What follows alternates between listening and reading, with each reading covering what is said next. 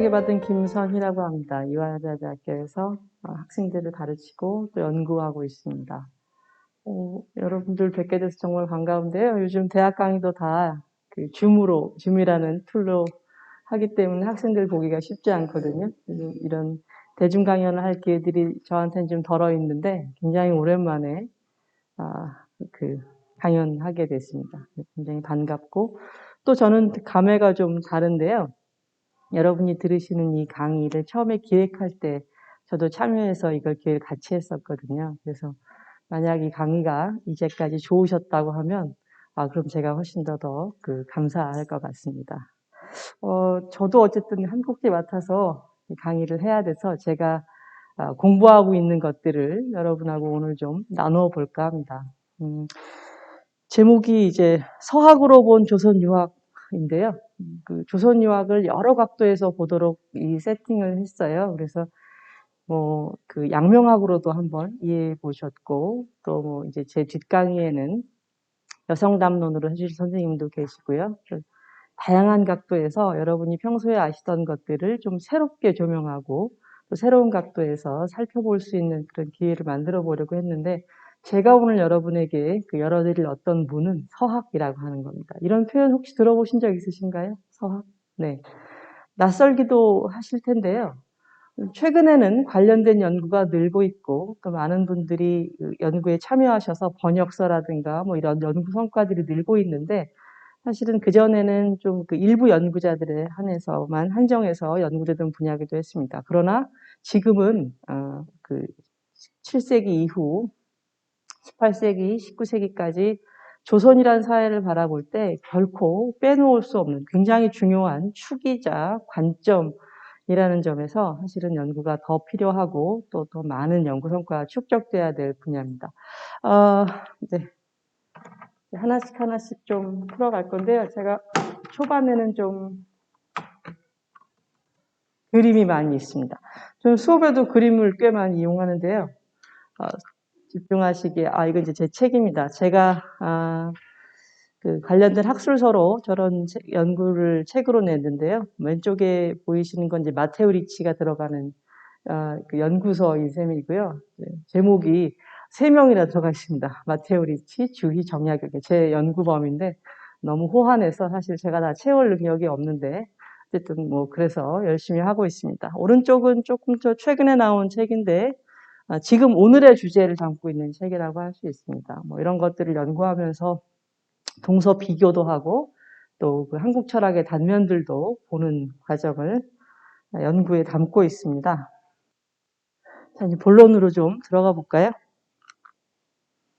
제가 이제 그림 공부부터 시작한다고 말씀드렸는데, 조선 유학을 보시고 또 조선 유학 가지고 서학 관련해서 보시겠다고 말씀드렸는데, 그림은 굉장히 엉뚱한 그림이 나왔습니다. 동양화 같은 게 나왔어야 될 것 같은데, 그죠?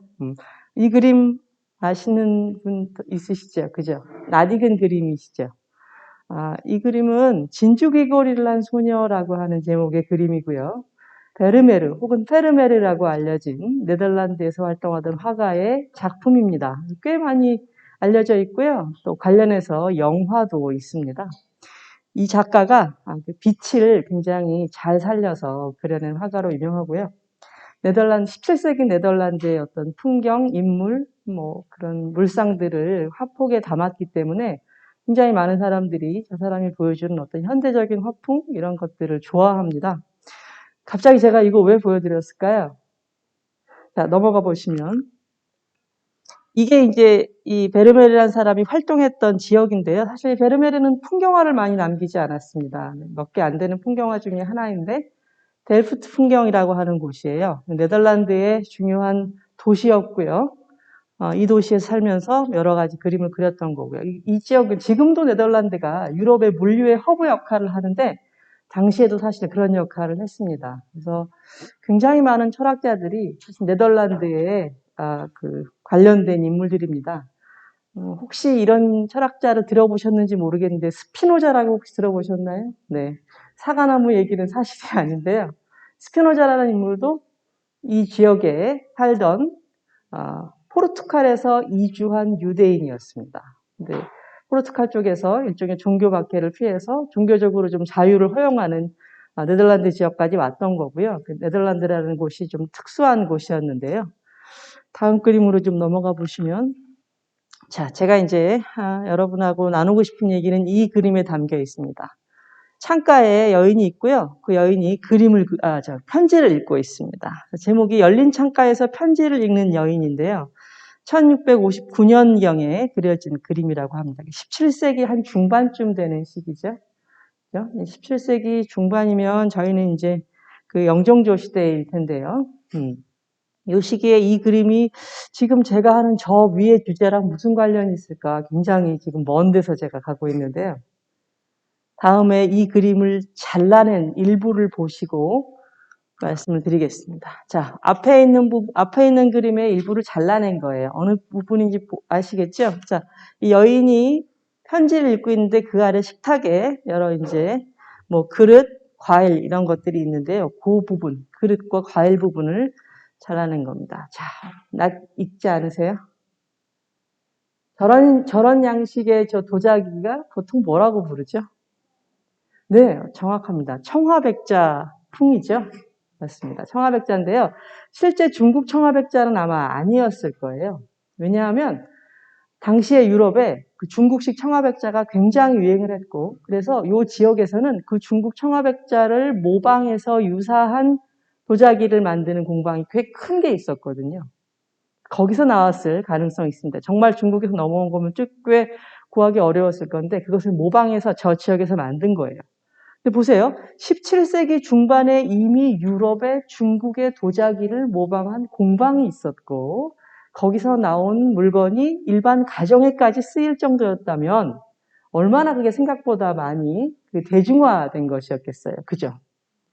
17세기 17세기 중반 유럽에서 중국식 물건이 저 정도로 대중화되어 있었다. 사실 이런 얘기 우리 잘 모릅니다. 그렇죠? 다음 그림도 같이 보실까요? 혹시 이 방을 가보신 적이 있으실까요? 유럽 여행을 가시면 이 도시에 들르고 이 궁전이 여행 코스에 들어가 있는 경우가 많습니다. 혹시 그 쉔브룬 궁전이라고 들어보신 적 있으신가요? 빈에 있는 그 여름 별궁이고요. 마리아 테레지아라고 하는 합스부르크 왕가를 끌고 나갔던 그런 여걸의 궁전인데요. 그 궁전에는 이렇게 생긴 방이 있답니다. 저는 사실 가봤어요. 기억이 잘 안 나는데 예전에 가봤습니다. 이 방의 이름이 독특해요. 중국 캐비넷이라는 이름으로 불리는 방이에요. 그리고 사실은 저 방에 있는 도자기풍의 그런 장식품들이 보이시죠? 그렇죠? 중국 도자기를 모방한 장식품들이 꽤 보이시고 혹은 저 궁전에는 정말 중국 도자기만 모아놓은 방도 있습니다. 마랄타라지가 굉장히 그 중국 물건들을 좋아했기 때문이에요. 유럽에 여행 가보시면 성이라든가 뭐 이런 곳에 가보시면 중국식 그 자개장이라거나 혹은 중국식 그릇이 어디나 한 군데에는 한두 점씩은 있을 겁니다. 그 정도로 사실은 그 중국 열이 유럽을 휩쓸었습니다. 나중에 이제 19세기쯤 가면 뭐 일본풍도 한번 휩쓰는데요. 이때는 이제 중국이 중심이었고요. 사실 이 방은 지금은 중국 캐비넷 방이라고 안 부르고 동아시아 캐비넷 방이라고 부른대요. 왜냐하면 중국 도자기만 있는 것이 아니고 이제 일본 도자기도 포함되어 있기 때문이죠. 근데 이 사람들은 중국이라는 이름으로 저 특이한 기물들을 모으고 모방하려고 노력했고 그 결과로 여러분들 혹시 유럽에 가시면 이제 예쁜 찻잔 같은 거 사오실 때 있잖아요. 그런 찻잔들을 우리가 뭐라고 부르죠? 그렇습니다. 차이나라고 부르죠. 차이나라는 그 나라의 이름이 특정 물건을 대표하는 이름이 될 정도로 사실 중국풍은 저 시기에 꽤 넓게 확산되어 있었는데요. 아마 지금 제가 말씀드리는 정도의 이야기도 아시는 분들이 있을 거예요. 그런데 왜 갑자기 이 시기에 중국풍이 유럽에서 불었을까까지 가기는 조금 거기부터 약간 간절이 있습니다. 그래서 저 유럽에서 불었던 중국풍의 기원으로 돌아가 보려고 합니다. 그 기원은 이 지도에 담겨 있습니다. 지도가 보이시죠? 이 지도는 그냥 지도가 아니고요. 특별히 세 가지 색깔로 어떤 경로를 보여주고 있습니다. 파란색, 여기가 어딘지 혹시 아시겠어요? 아, 네, 그렇습니다. 자, 사실 여기는 유럽이라고 부르잖아요. 사실 저는 이 지도를 보면서 많은 생각을 합니다. 기본적으로 우리는 요 지역을, 아니죠. 요 오른쪽에 안 보이는 요 지역을 우리 쪽 오른쪽에 있는 지역을 뭐라고 부르죠? 네, 신대륙이라고 보통 부릅니다. 그렇죠. 그런데 사실 신대륙이라는 표현도 너무 유럽 중심적인 표현이어서 저는 쓰지 않습니다. 원래 존재하던 땅이고 그리고 누군가 살고 있던 역사 깊은 땅인데 유럽인들이 새로 발견했다고 해서 그 땅이 새로울 리는 없죠. 그래서 저기 신대륙이라고 부르지 않는데요. 어쨌건 또 하나, 뭐 5대양 6대주라고 하는 표현도 저는 쓰지 않습니다. 6개의 대륙이 있다고 보통 말하면서 그 대륙 구분을 어떻게 하냐면 아시아와 유럽을 구분해서 대륙 구분합니다. 근데 눈으로 보시죠? 어디 떨어져 있나요? 유럽과 아시아는 한 덩어리의 땅인데 이걸 왜 그렇게 무리해 가면서까지 쪼개야 되죠? 아시아하고 유럽이 문화적으로 완전히 다르다는 가정 때문이거든요. 정식 명칭은 유라시아 대륙이 맞습니다. 따지면 유라시아 대륙이 맞고요. 유럽과 아시아를 적극적으로 분리하려고 하는 것은 특정한 목적이 있고 의도가 있는 결과로 생각하시면 됩니다. 그래서 그냥 생각 없이 대충 그 통념에 따라서 부를 게 아니라 한 번씩 더 생각하고 반성하고 아닌 건 끊어내고 그래야 될 것 같아요. 그래서 저는 어쨌든 이거 유럽과 아시아가 두 개의 별도의 대륙이라든가 두 개의 완전히 다른 문화권이라고 하는 사실을 받아들이지 않고요. 자, 어쨌든 이 유럽의 끝부분에 있는 요 지역, 요 지명도 아마 잘 아실 거예요. 굉장히 그 박식하신 분들이 많아서 여기를 뭐라고 부르는지 혹시 아시나요? 맞습니다. 이베리아 반도라고 부릅니다. 이베리아 반도에 있는 큰 나라가 두 개 있는데 한 나라가 더 크죠? 이 녹색이 스페인, 왼쪽이 포르투갈입니다. 그죠? 그래서 지금 보시면 이 녹색으로 연결된 땅들이 보이십니다. 그렇죠? 그 다음에 이 노란색으로 연결된 땅도 보이실 거예요. 대충 이제 감이 오시죠? 그죠? 포르투갈과 스페인이 식민지로 개척한 지역과 그때 나갔던 항로를 표시한 지도입니다. 사실 흥미롭게도 당시에 스페인과 포르투갈은 유럽에서 그렇게 강대국도 아니었고 중심지도 아니었잖아요. 그죠? 스페인은 오랫동안 아랍권의 지배를 받기도 했고요. 프랑스 쪽에서 계속 일종의 내정 간섭을 받았습니다. 스페인이라는 나라가 유럽에서 크게 부상한 건 이제 저 사람들 말에 따르면 일종의 지리상의 발견 이후인 거죠. 그죠? 이 지리상의 발견을 이끈 사람은 누구죠? 콜럼부스입니다. 그렇습니다. 자, 콜럼부스가 어느 나라 사람인가? 제가 가끔 하는 질문입니다. 어느 나라 사람일까요? 어느 나라 사람일까요? 네, 이탈리아 사람입니다. 그런데 콜럼부스에게 돈을 대서 저 사람이 엉뚱하게 어떤 특정한 자기들이 가보지 않은 대륙에다가 이미 존재하는 다른 나라 사람들의 이름을 붙이게 된 그 역사적인 아이러니와 비극의 시작을 제공한 나라는 어디일까요? 스페인입니다. 스페인이 돈을 냈어요. 그래서 스페인이 결과적으로 여기를 다 차지하게 된 거죠. 아주 간단합니다. 당시에 그 콜럼부스는 여기저기 일종의 사기를 치고 다니는 사람이었기 때문에 돈 대주는 사람이 없었고요. 스페인 여왕이 통 크게 돈을 대줍니다. 뭐 믿져야 본전이니까 그거 없어도 여왕이 사는데 문제 없었겠죠. 그래서 배를 타고 갔고 사실 어디 가고 싶었던 거죠, 이 사람? 네, 그렇습니다. 이 사람이 어디를 가고 싶었는지는 정확하게 무엇이 보여주냐면 저 아메리카 대륙에 살고 있던 원주민을 부르는 명칭에서 알 수 있습니다. 우리가 뭐라고 부르죠? 인디언이라고 부릅니다. 인도 사람이라는 뜻이잖아요. 그죠? 엉뚱하게 인도 사람 아닌데 인디언이라고 부르는 거니까 그 명칭도 우리 좀 자제할 필요가 있을 겁니다. 아메리카 원주민 정도로 부르는 게 맞을 것 같은데요. 사실은 이렇게 아프리카를 돌아서 아시아로 가고 싶었던 거잖아요. 여기가 인디아입니다. 여기 가고 싶었는데요. 실제로는 여기를 돌지를 못하고 이렇게 흘러 들어와서 요쯤에 정착을 했고 여기 사람들을 잡아다가 인도 사람이라고 우겼던 겁니다. 이게 우리가 아는 아메리카 대륙의 발견의 시작이고요. 이게 이제 지리상의 발견의 시작인데 결과적으로는 이 항로가 개척되면서 결국 북아메리카와 남아메리카가 유럽의 시야에 들어오고 적극적인 식민지 개척에 나선 스페인과 포르투갈에 의해서 양쪽이 다 이제 점령지, 식민지가 되지요. 그리고 실제로 이들이 그토록 원했던 아시아로 가는 항로를 개척한 곳은 어디냐면 포르투갈입니다. 뭐 세계사 배우신 다 기억이 너무 생생하실 텐데 제가 이름만 대면 아실 거예요. 바스코 다 가마 뭐 이런 이름 기억하시죠? 그죠? 자, 그다음에 뭐 엔리케 왕자라든가 뭐 이런 인물들이 실제로 포르투갈에서 배를 타고 이렇게 삥 돌아서 희망봉을 돌아서 인도까지 들어가는 데 성공했고요. 이게 이제 포르투갈의 항로인데요. 자, 문제는 이게 노란색이 그렇게 포르투갈 항로라는 건 이제 아실 거예요.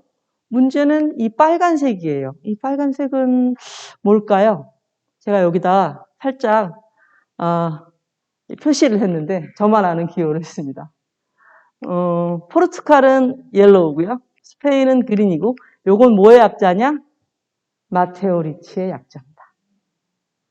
마테오 리치라고 하는 예수의 선교사가 유럽에서, 그것도 이탈리아 출신인 사람인데요. 이탈리아에서부터 어디에 어떤 경로를 돌아서 어떻게 중국의 본토에 들어가서 북경까지 올라가는지.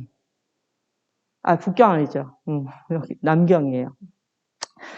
중국의 수도까지 올라가는지를 보여주는 경로입니다. 그리고 이게 저 앞에서 본 도자기라든가 중국풍의 출발점이기도 하죠. 물론 이전에 중국과 유럽 사이에 교류가 없었느냐 그렇지 않습니다. 뭐 마르코 폴로 얘기도 아시고 뭐 덜 아시잖아요. 그죠? 자잘한 교류들이 없었던 건 아니지만 전면적으로 유럽과 아시아가 만나고 심지어 무기나 혹은 일방적인 상업 관계가 아니라 어떤 면에서 지적으로, 세계관으로, 지식으로 열린 첫 경험은 이 마테오 리치로부터 출발합니다. 문화적인 접촉이 시작되는 거죠. 그게 언제냐면 이제 시작은 이 마테오 리치가 소속된 예수회로 돌아가야 되는데요. 그 전까지 이제 그 전으로 조금 더 머물다 가겠습니다. 이렇게 아시아 항로를 개척한 스페인과 포르투갈은 열심히 이제 아시아라고 생각하는 곳 그리고 아시아인 곳을 나름 식민지로 만들기 위해서 여러 가지 노력들을 하지요. 이 사람들이 밖에 나섰을 때 구하고자 했던 것은 이 두 가지라고 얘기합니다. 향신료와 영혼. 향신료와 영혼이 이들이 구하고자 했던 거예요. 향신료 너무 비쌌기 때문에 거의 집 한 채씩 줘야 얻을 수 있다고도 하고, 뭐 꽃값이 뭐 한 송이에 1,000만 원 정도 했다 이런 얘기도 들어보신 적 있을 거예요. 유럽이 사실은 고립된 지역이었기 때문에 주변과 교역을 하지 않고는 생존할 수 없는 위치에 있었습니다. 그래서 그토록 수많은 전쟁을 통해서 이제 아시아나 아프리카의 교역로를 사실은 확보하려고 했던 사람들이고요. 저 때는 이제 꽤 수준이 올라간 항해술과 조선술로 실제 아시아까지 갈 수 있는 길을 열었던 사람이죠. 열었던 거죠. 그때 향신료와 영혼을 표방했지만 실제로 이 사람들이 내건 캐치프레이즈는 이거였습니다. 황금, 신의 영광, 그리고 복음. 영혼이라는 게 여기 왜 들어가 있을까요? 네, 저들이 사실 상업적인 이유에서 다른 대륙으로 가고 그 지역을 독속하지만 또 중요한 명분 중에 하나는 신을 모르는 자들에게 신을 전한다라고 하는 것도 굉장히 중요한 명분이었습니다. 이게 이제 그 모금을 하는 방식이기도 했고요. 장사만이 아니라 결국은 이제 그 복음을 전하러 간다 이런 명분으로 아시아 전교와 아시아 침략을 한꺼번에 했던 셈인 거죠. 아시아뿐만 아니라 남아메리카 쪽도 다 완전히 저 유럽권 나라들에 의해서 다 식민화되는데요. 다 아시다시피. 그리고 스스로는 어떻게 생각했느냐? 자기 자신에 대해서는 선택받은 인종, 고귀한 사제, 성스러운 국가, 특별한 백성 이렇게 여겼고 이들이 만난 저 타자들에 대해서는 악마의 작품이라고 불렀습니다. 이걸 뭘 보면 아실 수 있냐면요. 아마 이 영화 보신 분들이 꽤 되실 텐데요. 미션이란 영화 혹시 아시나요? 네, 이 미션이란 영화가 예수의 남아메리카 선교를 다룬 영화입니다. 아마 어렴풋이 기억하실 것 같은데 대략 이런 거예요. 선교사들이 올라가서 그 지역 원주민들을 어렵게 교화하고요. 교화라는 표현도 일방적이어서 사실 맞지 않지만 어쨌든 당시 그들 입장에서 교화를 하고 작은 규모라도 기독교 공동체를 이루어 살고 있었거든요.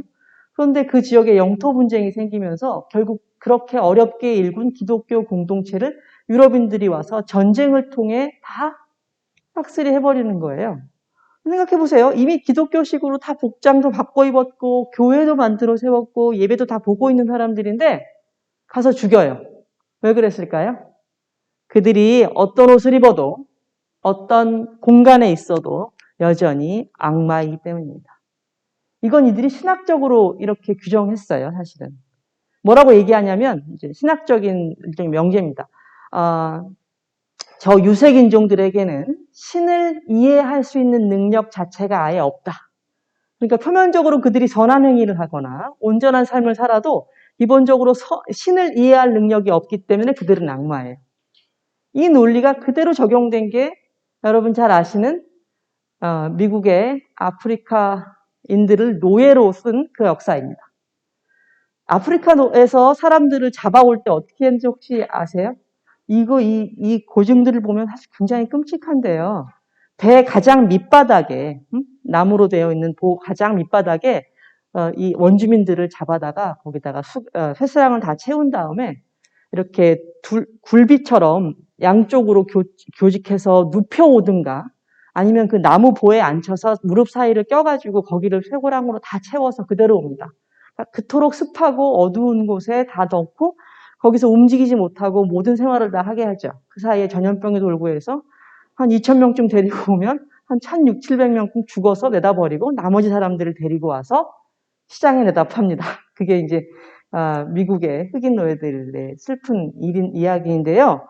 이 위에서 이 밑바닥에 이렇게 흑인 노예들을 깔고 위에 있는 백인들은 어떻게 했냐면 뭐 대단히 좋은 음식을 먹고 호화롭게 살았던 건 아니겠지만 신에게 가호를 빕니다. 그러니까 그들에게는 저 아래 깔려있는 사람들은 사람이 아닌 거예요. 신의 세계에 들어오지 못하는 존재입니다. 악마니까요. 그래서 이런 식으로 생각했기 때문에 아프리카나 남아메리카에 들어가서 굉장히 많은 학살을 사실은 자행합니다. 혹시 이런 영화 아세요? 캐러비안의 해적들? 이게 여러 시리즈가 나왔는데요. 시리즈 첫 번째를 기회가 되시면 한번 보셨으면 하는데요. 사실은 그게 이 지역 황금과 관련된 그런 이제 저주가 영화의 중요한 모티브인데 왜 저주가 발생하냐면 그토록 많은 원주민을 죽였기 때문입니다. 소수의 백인이 들어가서 어마어마한 사람들의 어마어마한 인구를 사실은 다 거의 멸족시킬 정도로 많이 죽였는데요. 그렇게 할 수 있었던 제일 큰 근거가 사실 이런 데 있는 겁니다.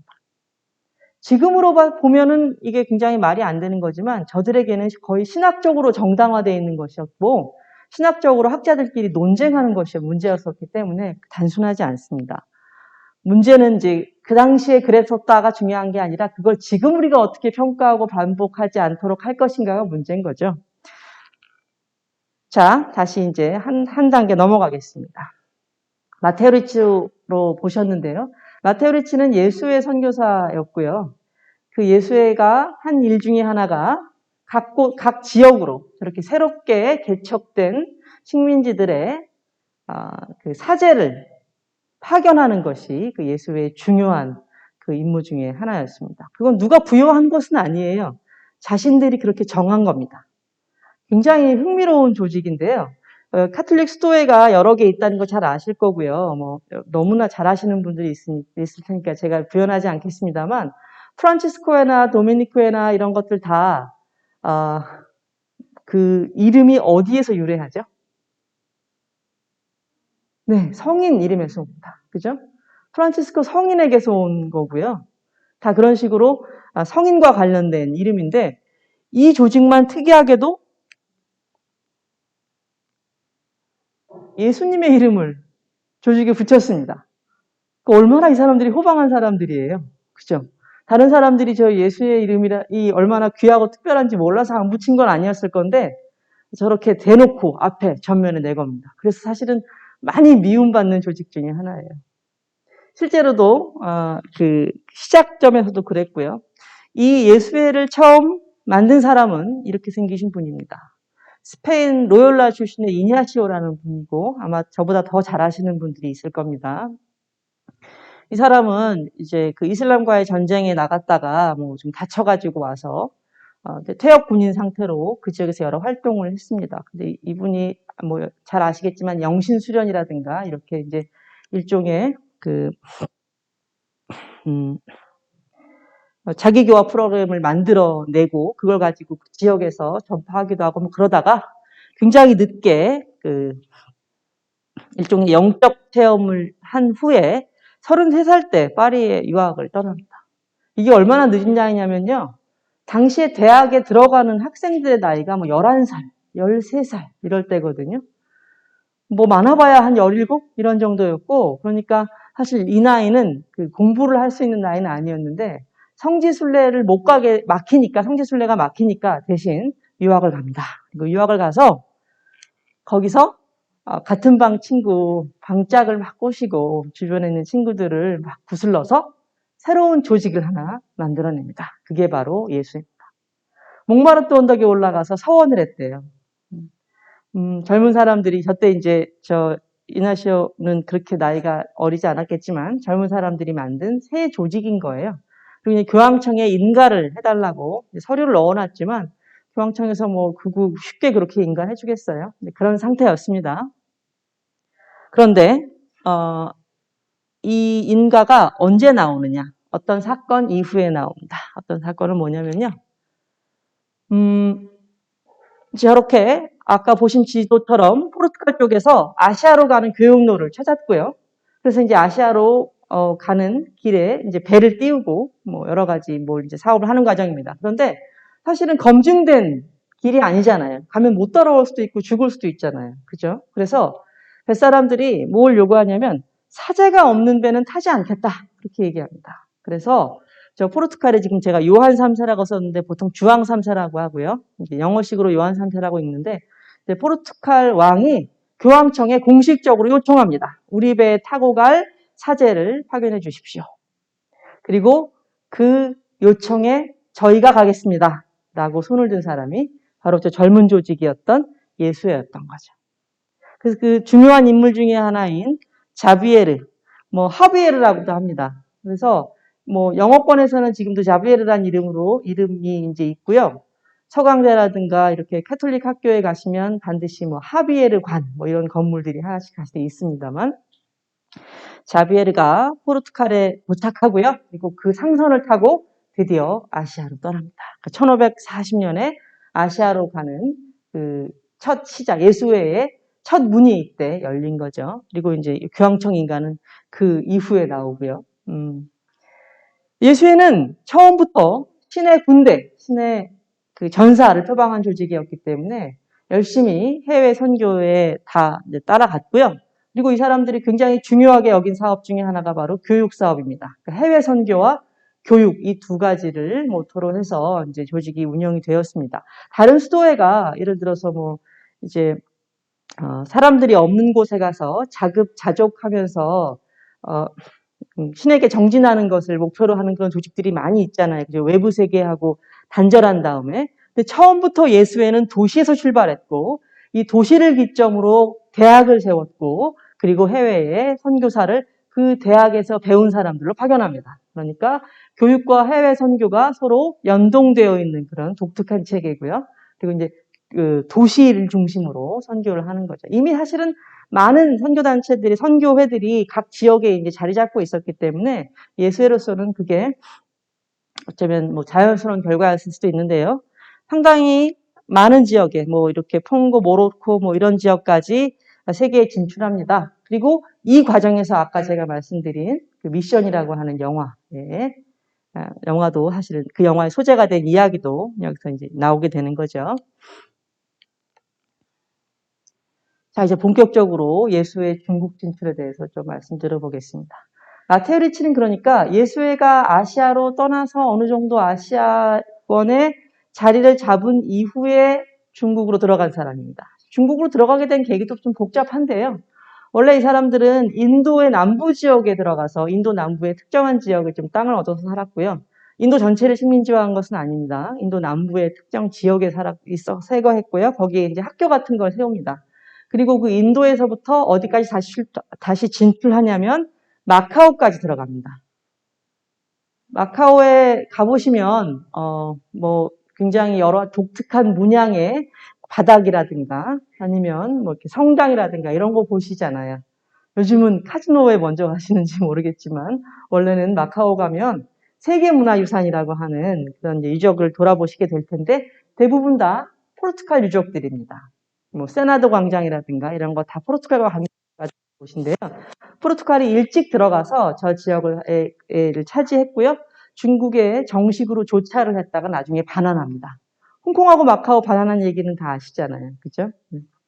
조차지였는데 그건 나중이고 어쨌든 포르투갈이 일찍 들어갔고요. 그 포르투갈이 마카오에 들어갔다가 마카오에서 다시 본토로 들어가야 되겠다고 결심을 하는 거죠. 이게 예수회 쪽에서.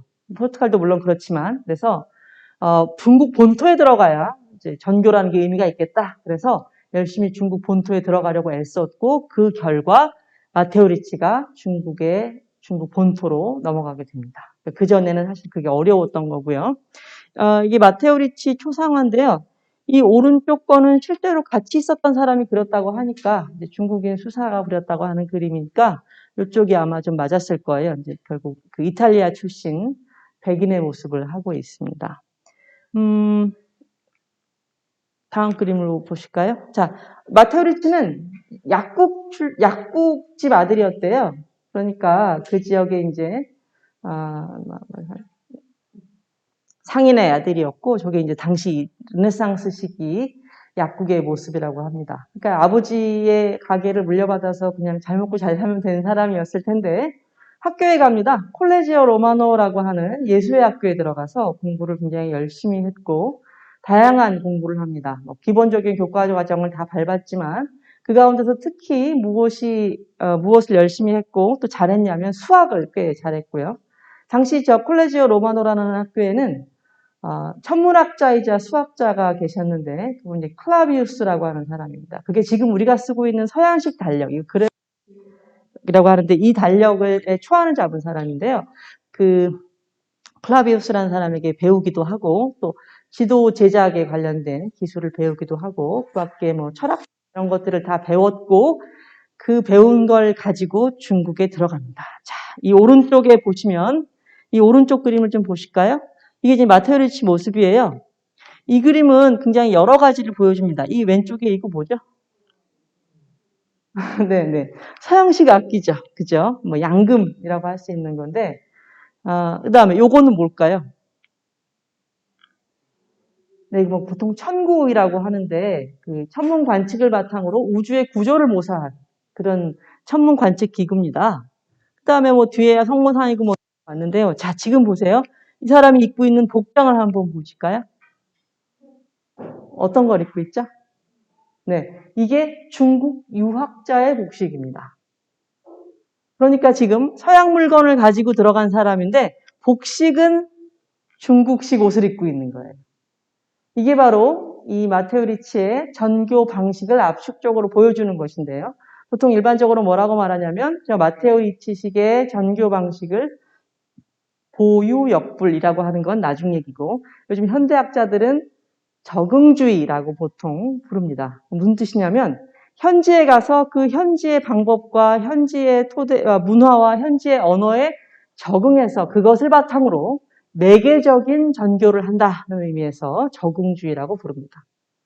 자, 제가 아까 말씀드렸어요. 이 뭐 포르투갈이건 스페인이건 아메리카 대륙이거나 혹은 아프리카 대륙에 들어가서 꽤 많은 학살을 자행합니다.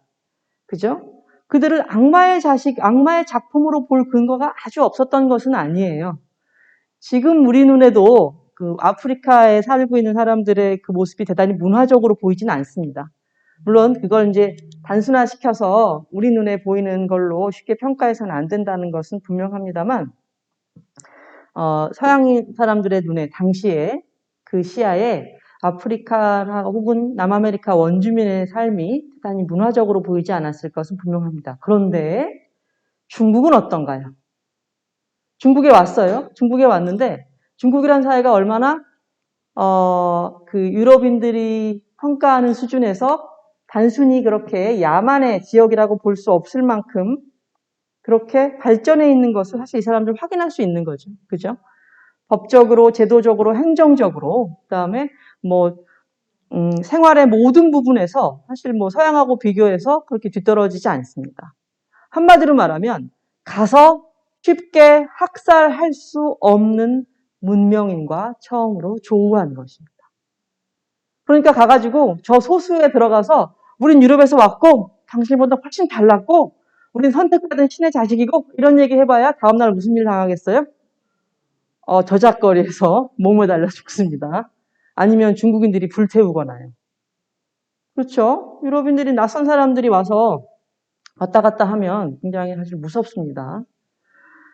우리는 보통 지금 어떻게 생각하냐면요. 자, 여러분 이런 말씀 드리면 참 별로 그렇게 유쾌하지 않은데 만약 어두운 밤거리를 가고 있는데 외국인이 보여요. 그런데 백인이 보일 때와 다른 동남아 아시아인이 보일 때와 흑인이 보일 때 각각 다 마음이 어떠시겠어요?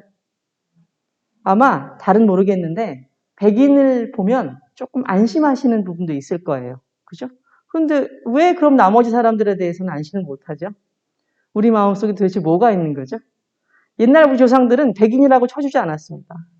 지금 우리야 백인들이 한국말 써주면 그렇게 고마워하고 예뻐하는데 그럴 이유가 사실 없습니다. 예전에는 뭐라고 부르냐면 홍모라고 불렀습니다. 홍모. 붉은 털이란 뜻이에요. 그냥 이 조선 사람들의 눈에 서양 사람들은 그냥 붉은 털이 난 거의 원숭이 같은 사람들이에요. 무서웠고요. 그죠? 그러니까 백인이라고 해서 탁월한 문명을 가지고 있어서 합리적으로 문제를 처리할 것이라고 하는 이 관념은 어떤 면에서 근대 이후 어떤 세례를 받은 다음의 일이지 우리의 어떤 본능이나 본능은 아닐 겁니다.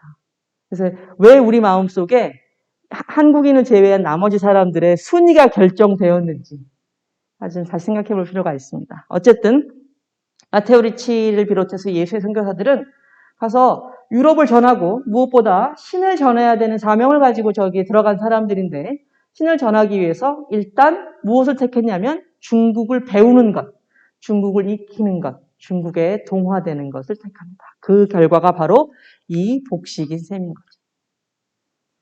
그리고 뭘 했느냐? 중국어를 배웠습니다. 사실 그 언어를 모르면 계속 통역에 의존하면 문제가 계속 생길 수밖에 없거든요. 특히 마테오 리치라는 사람은 들어가서 뭘 하냐면 열심히 중국어도 익혔을 뿐만 아니라 중국어로 글을 쓰기 시작합니다. 포교를 위한 글을 쓰는 거죠. 그러니까 사실 굉장히 중요한 어떤 국면의 전환이 저 마테오 리치라는 사람으로부터 시작됩니다. 또 그 전에는 어땠냐? 마테오 리치 전임자 같은 경우에는 들어갔더니 중국인들이 당신들 서쪽에서 왔다며? 그렇다면 불교랑 별로 다른 바가 없겠군요. 그래서 이 사람들이 스스로를 뭐라고 불렀냐면 서쪽에서 온 승려 이렇게 불렀어요. 서승이라고 불렀어요. 그런데 가만히 보니까 불교라고 내세우고 다니면 불교의 아류처럼 보이는 건 조금도 그 실효적 이익이 없는 거예요. 중국 사람들이 다 하대하니까. 게다가 특히 예수의 선교사들은 선교 방식을 이렇게 정합니다. 탑다운. 제일 높은 사람을 잡으면 밑에가 다 바뀌어요. 이거 사실 유럽의 아주 기본적인 전제이기도 합니다. 영주의 종교가 곧 그 지역의 종교거든요. 유럽에 굉장히 다양한 종파들이 있잖아요. 그죠? 근데 그 종파에 어디를 택하느냐 하는 것은 영주가 정하면 나머지는 다 따라가야 됩니다. 그래서 처음부터 이렇게 탑다운의 전교를 택할 수밖에 없었고, 그러려면 누굴 어떻게 했어야 되냐면 당연히 상층부를 만나야 됩니다. 상층부 사람들을 만나기 위해서 중국어도 배우고 중국어로 된 한문으로 된 책도 쓰는 거죠. 근데 사기도 많이 당해요. 이런 거예요. 이 지역의 고유 관련돼 이 사람을 만나서 잘 해결하지 않으면 당신 여기서 못 산다. 그래서 유럽에서 갖고 온 진귀한 선물을 가지고 가요. 그래서 제가 여기 살 수 있고 포기할 수 있게 해주세요 라고 하곤 하면 좋습니다 하고 물건 다 받은 다음에 근데 나는 칠권이 없고 내 위에 또 있고 또 있고 이렇게 해서 가지고 온 물건 다 뜯기고 중요한 사람 못 만나고 이런 적도 있습니다. 네. 여기가 그 콜레지오 로마노라고 하는 그 유럽 이탈리아에 있던 마테오 리치가 나온 학교인데요. 지금은 그레고리안 대학이라고 불리는 곳이고요. 제가 이제 가봤는데 건물 한 동이었었고 뭐 이렇게 큰 흔적은 찾을 수 없었지만 안에 들어가니까 확실히 뭐가 있었냐면 로욜라의 그 그림이 초상이 있었고 경교비라고 해서 좀 복잡한데 그 네스토리우스파가 넘어가서 중국 북쪽에 자리 잡고 살면서 그 기독교식 그 중국 문화하고 절충된 기독교를 만들어냈는데 그걸 경교라고 하거든요.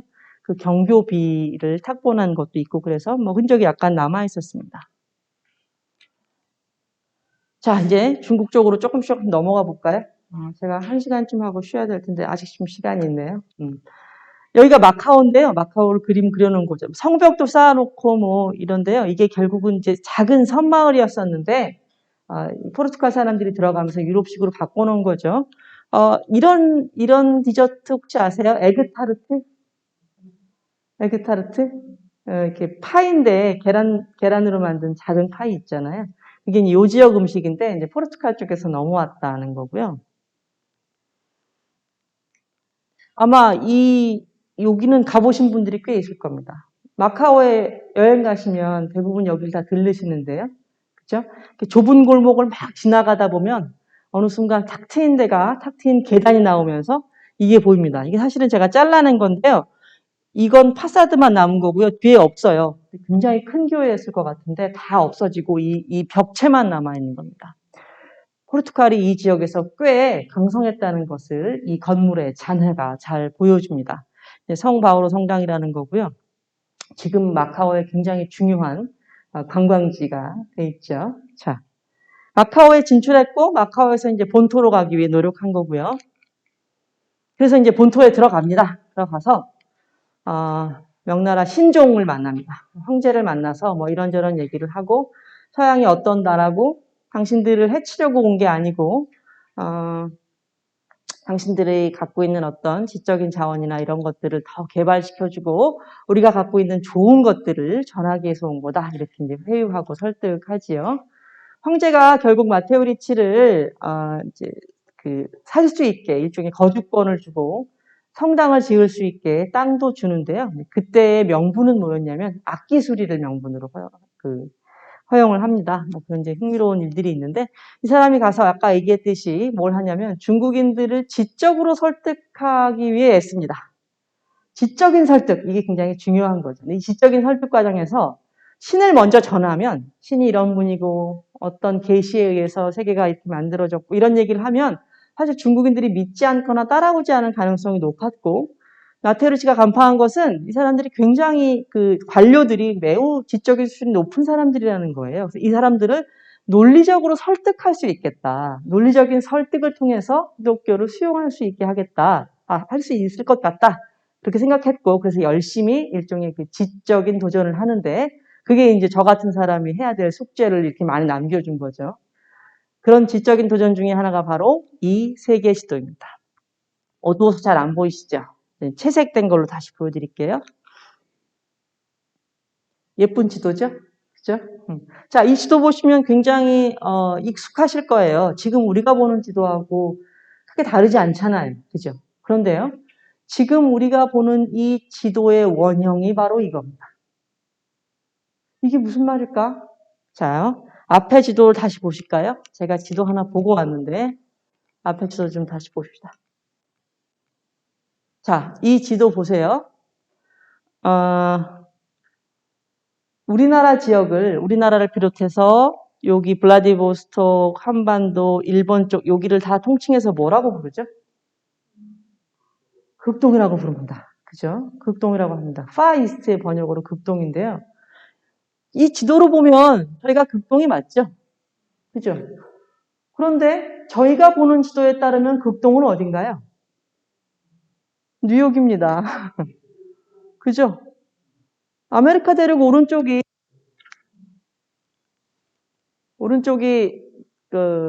극동이고요. 저희는 중간쯤밖에 안 돼요. 그죠?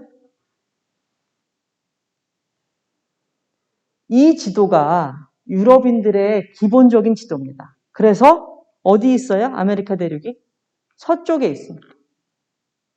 우리는 이게 통째로 이 오른쪽 끝에 와 있는 이 지도, 아까 보여드린 그 마테우리치식 지도에 굉장히 익숙해져 있는데 원래 이게 유럽 지도예요. 아시아가 중심에 그려진 지도, 아시아가 중심에 오도록, 중국이 중심에 오도록 그려진 첫 번째 지도를 그린 사람이 바로 마테우리치입니다. 그 출발점입니다. 이걸 보시면 제가 이제 아까 영화 얘기해 드렸잖아요.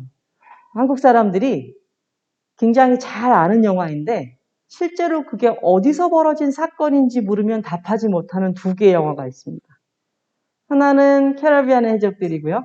다른 하나는 타이타닉입니다.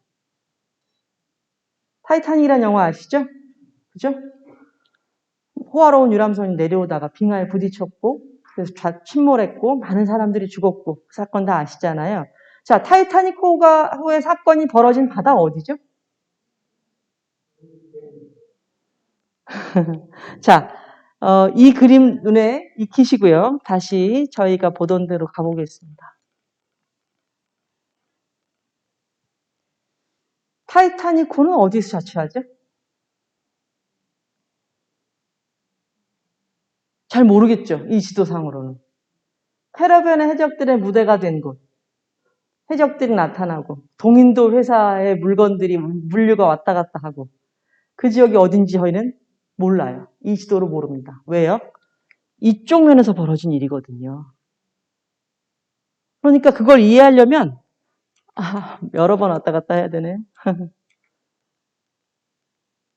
이 지도를 보시면 정확하게 이해가 됩니다. 타이타닉호는요. 여기서 이렇게 내려오다가 좌초하는 거예요.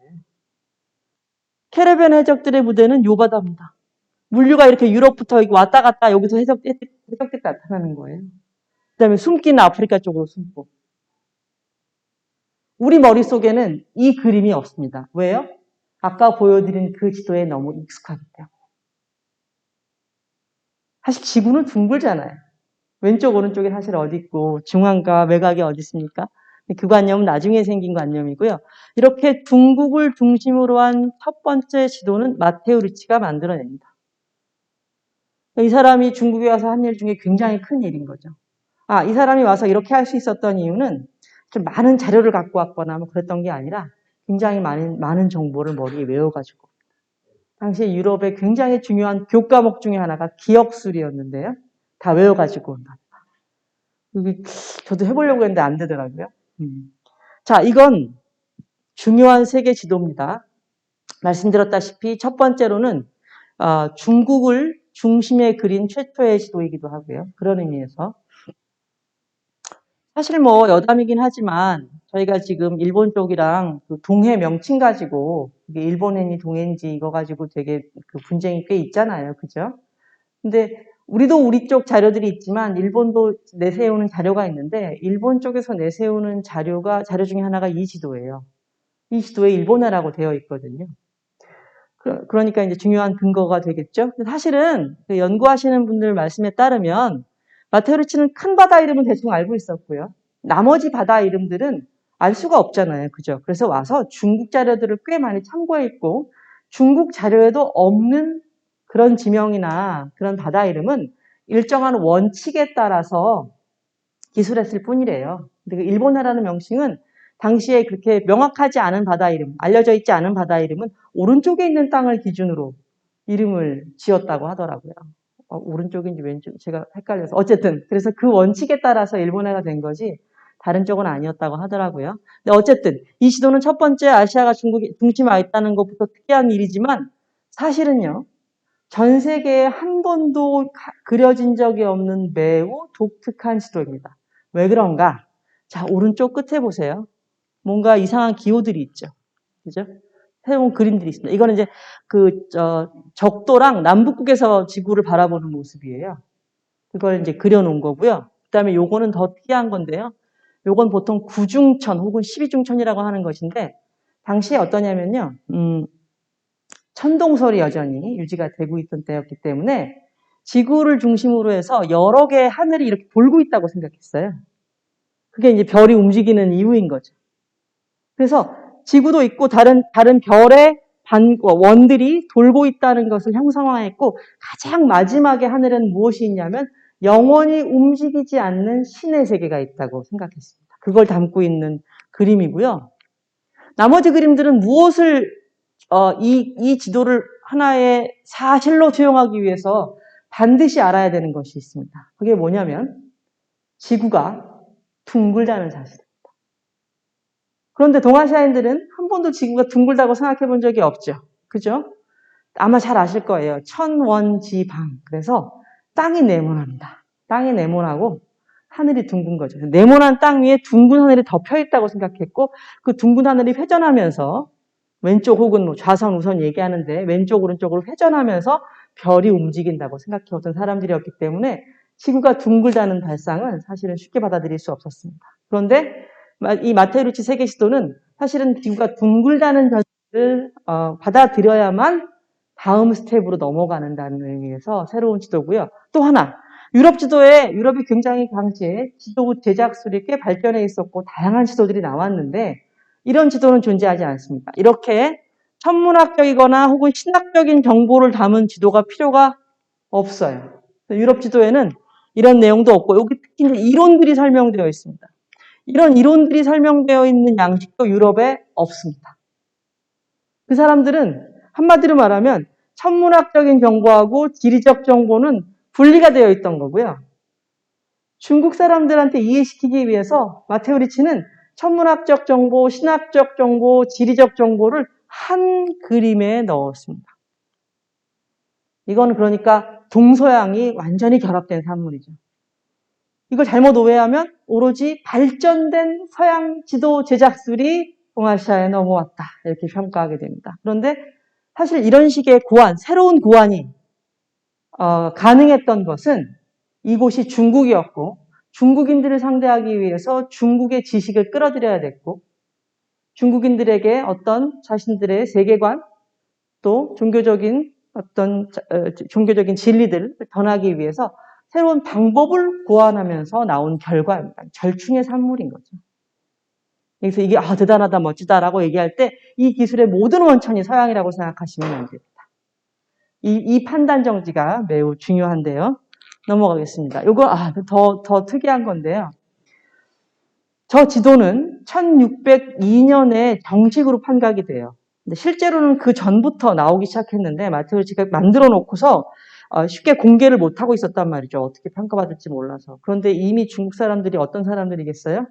이미 해적판을 팔고 있단 말이에요. 그래서 이래서는 안 되겠다. 그래서 1902년쯤에 정식으로 판각을 하는데 조선에는 이미 1900 아닙니다. 1602년 그리고 1603년 정도에 이미 들어왔다고 해요. 이제 빨리 들어오는 거죠. 중국이나 일본, 조선 모두 다 이 서양 정보들에 민감했고 빨리 받아들이기 위해서 노력했습니다. 그래서 꽤 빨리 들어왔는데 문제는 뭐냐? 이것은 보시다시피 규장각이 찍혀 있고요. 그 다음에 사진 자료로 남아 있습니다. 아래 보시죠. 여기 고려만국 전도라고 적혀 있고 사진 자료로만 남아 있는 그런 지도예요. 봉선사본이라고 하는데 봉선사라는 절은 그 왕실이 교류하는 절이고요. 특히 영조 때 이제 깊은 관련이 있는데 왕실의 사찰입니다. 이 봉선사에 가 있던 그림을 일제 시대의 사진으로 남긴 거예요. 지금은 아마 전쟁통에 유실돼서 찾을 수가 없는데요. 이 지도는 몹시 특이한데 숙종대 1708년에 저 지도를 세계 지도를 모사하라고 숙종이 어명을 내렸고 그 어명에 따라 만들어진 지도입니다. 이제 이렇게 비슷한 게 두 본이 더 있고 뭐 하나는 뭐 오사카에 가 있고 뭐 그렇대요. 근데 보시면 이 그림은 이 지도는 아까 보신 거랑 다르잖아요. 어디가 다르죠? 이거 보세요. 동물들 보이시죠? 여기 범선. 이거 이제 회입 그림을 그려놨다고 해서 회입 고려만국 전도라고 하는데 나머지는 똑같아요. 나머지는 똑같은데 이거 다 같은데 그림을 그려놨습니다. 사실 이 그림을 그려놓는 전통은 원래 유럽 지도에 있습니다. 유럽 지도에서는 그림을 꽤 그려놨습니다. 이게 이제 그 지리와 어떤 상상력이 결합되어 있었기 때문에. 근데 이게 원본이 뭐였을까? 지금도 연구자들이 연구해요. 마테우리치 세계지도 자체만은 아니었을 건데 그게 이제 계속 후대로 넘어가면서 선교사들이 거기다가 그림을 그렸을 거다. 이건 모사한 겁니다. 조선에서 모사한 거예요. 이게 이제 남아 있고요. 비슷한 유형의 그림들이 전 세계에 흩어져 있습니다. 그러니까 조선이 굉장히 빨리 흡수하고 적극적으로 수용하려고 했다는 걸 알 수 있죠. 저렇게 들어온 서양 정보를 제가 이제 지도 하나만 말씀드렸지만 아시아인들을 이제 크게 동요시킨 새로운 기술 중에 하나가 뭐였냐면 이거였습니다. 자명종.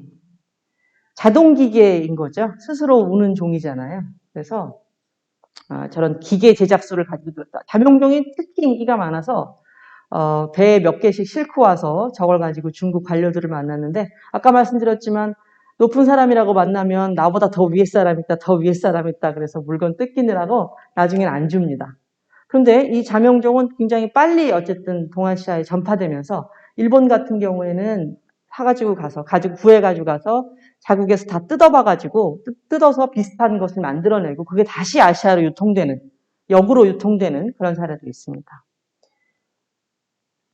이게 이제 서양 기술의 상징인 거죠. 그래서 뭐 여기 제가 이제 자명종, 뭐 지도, 그 다음에 수학, 그 밖에 뭐 철학, 신학 이런 건 말할 것도 없고요. 의학, 생리학 이런 정보들도 예수의 선교사들이 꽤 많이 중국에 가지고 들어옵니다. 그러니까 르네상스기에 서양 지식이 요 시기에 꽤 많이 아시아로 들어오는 셈이죠. 물론 그렇게 할 수 있었을 때는 굉장히 중요한 전제가 있는데 마테오리치 혼자 혹은 예수의 회원들 혼자서 할 수는 없는 일이고요. 당연히 중국인 조력자들의 도움이 필요합니다. 왜냐하면 이 사람들이 라틴어, 독일어, 포르투갈어, 스페인어, 이탈리아어를 가지고 선교한 게 아니었어요. 제가 어떻게 했다고 말씀드렸죠? 번역했다고 말씀드렸죠.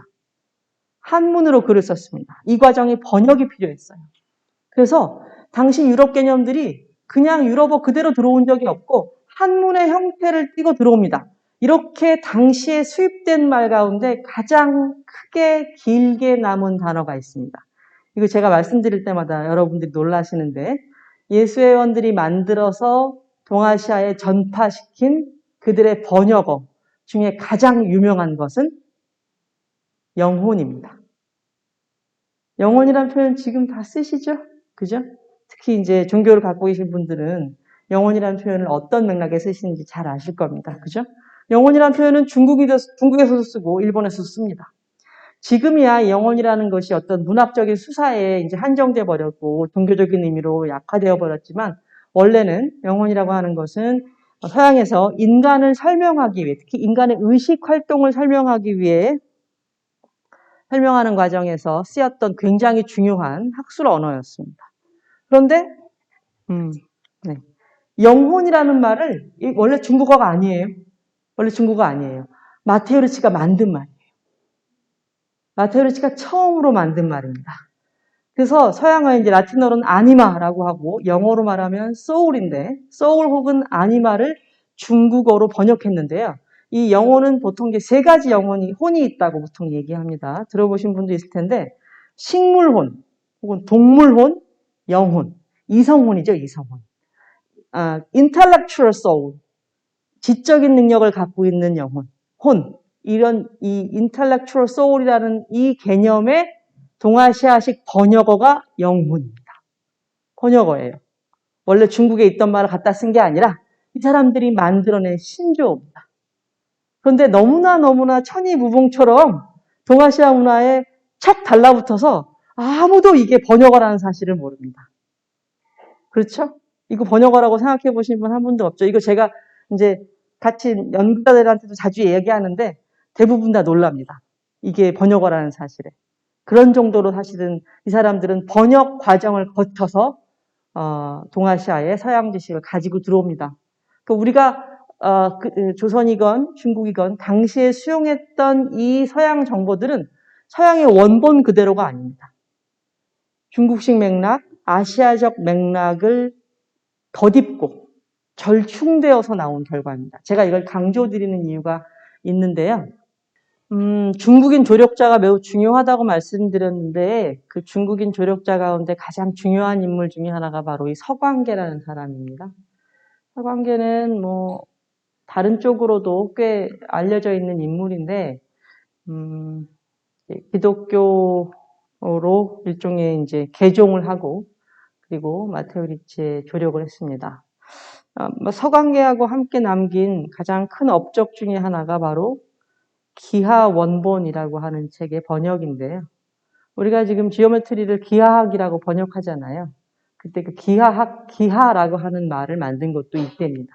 이때 만들어진 말이고 서광계가 같이 작업을 했는데 이 과정에서 사실은 그 번역어들이 중국적인 맥락에서 발출되어 올라와요. 영 엉뚱한 말을 한 게 아니라 중국인들이 이해할 수 있는 수준으로 중국에서 원래 사용하던 그런 개념들이 꽤 여기 사용되었다는 뜻입니다.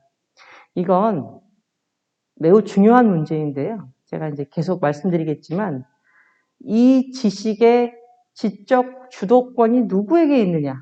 이 지식이 누구의 것이냐? 누가 발신자고 누가 수신자인가? 누가 능동적인 지식의 생산자고 누가 수동적인 지식의 학습자인가? 이것을 가늠하는 데 굉장히 중요한 역할을 합니다. 제가 말씀드렸잖아요. 당시에 어떤 중국인도 어떤 조선인도 이탈리아어로 된 책을 읽은 적이 없고요. 사실 이 사람들은 이탈리아어로 글을 쓰지 않습니다.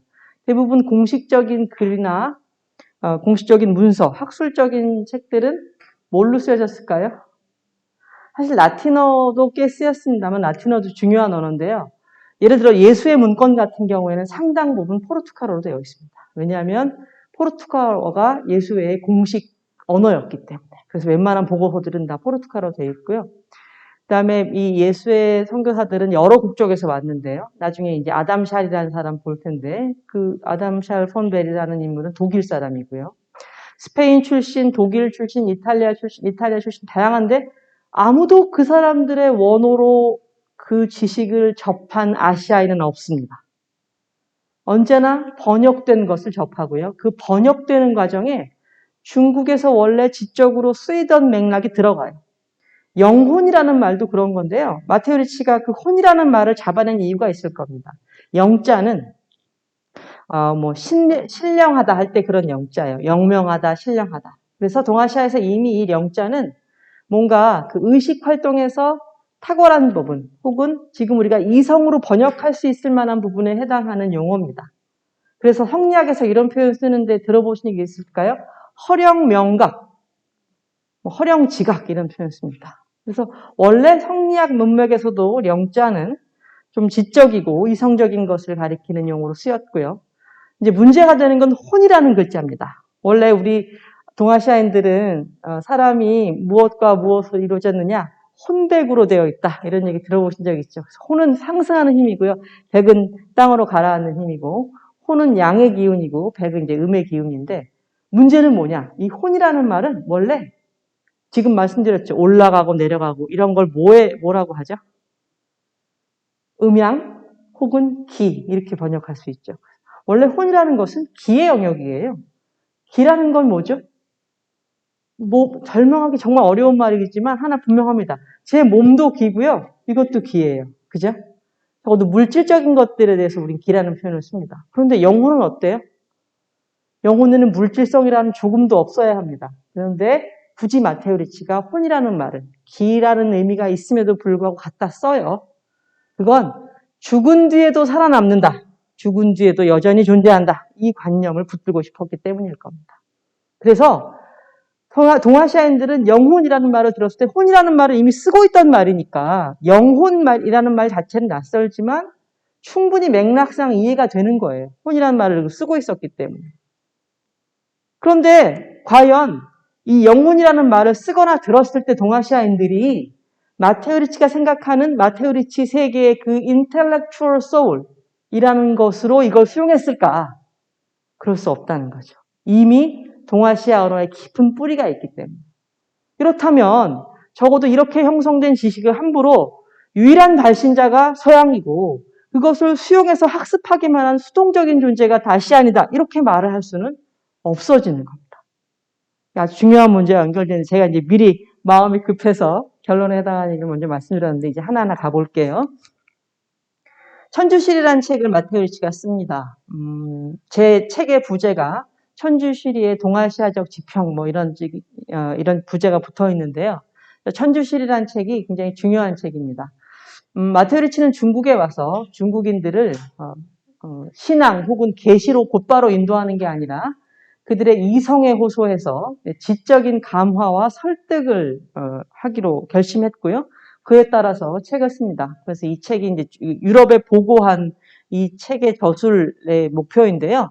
이 새로운 책은 성서의 권위에 기초하기보다는 전체적으로 이성의 자연적인 빛에서 도출된 논증으로 이루어져 있습니다. 그러니까 신학적인 내용을 이야기하는 게 아니라 그냥 이론적으로 논리적으로 동아시아인들을 설득하기 위해 썼다는 거죠. 이런 방법에 의해 이성과 신앙의 길은 동등해지고 신앙과 신성한 계시의 지식에 의존하는 신비의 수용을 분명하게 할 것입니다. 무슨 뜻이냐? 예수님이 뭐 어떻게 되시고 부활하시고 뭐 이런 식의 한 번에 받아들일 수 없는 내용을 빼고 전달하겠다는 소리입니다.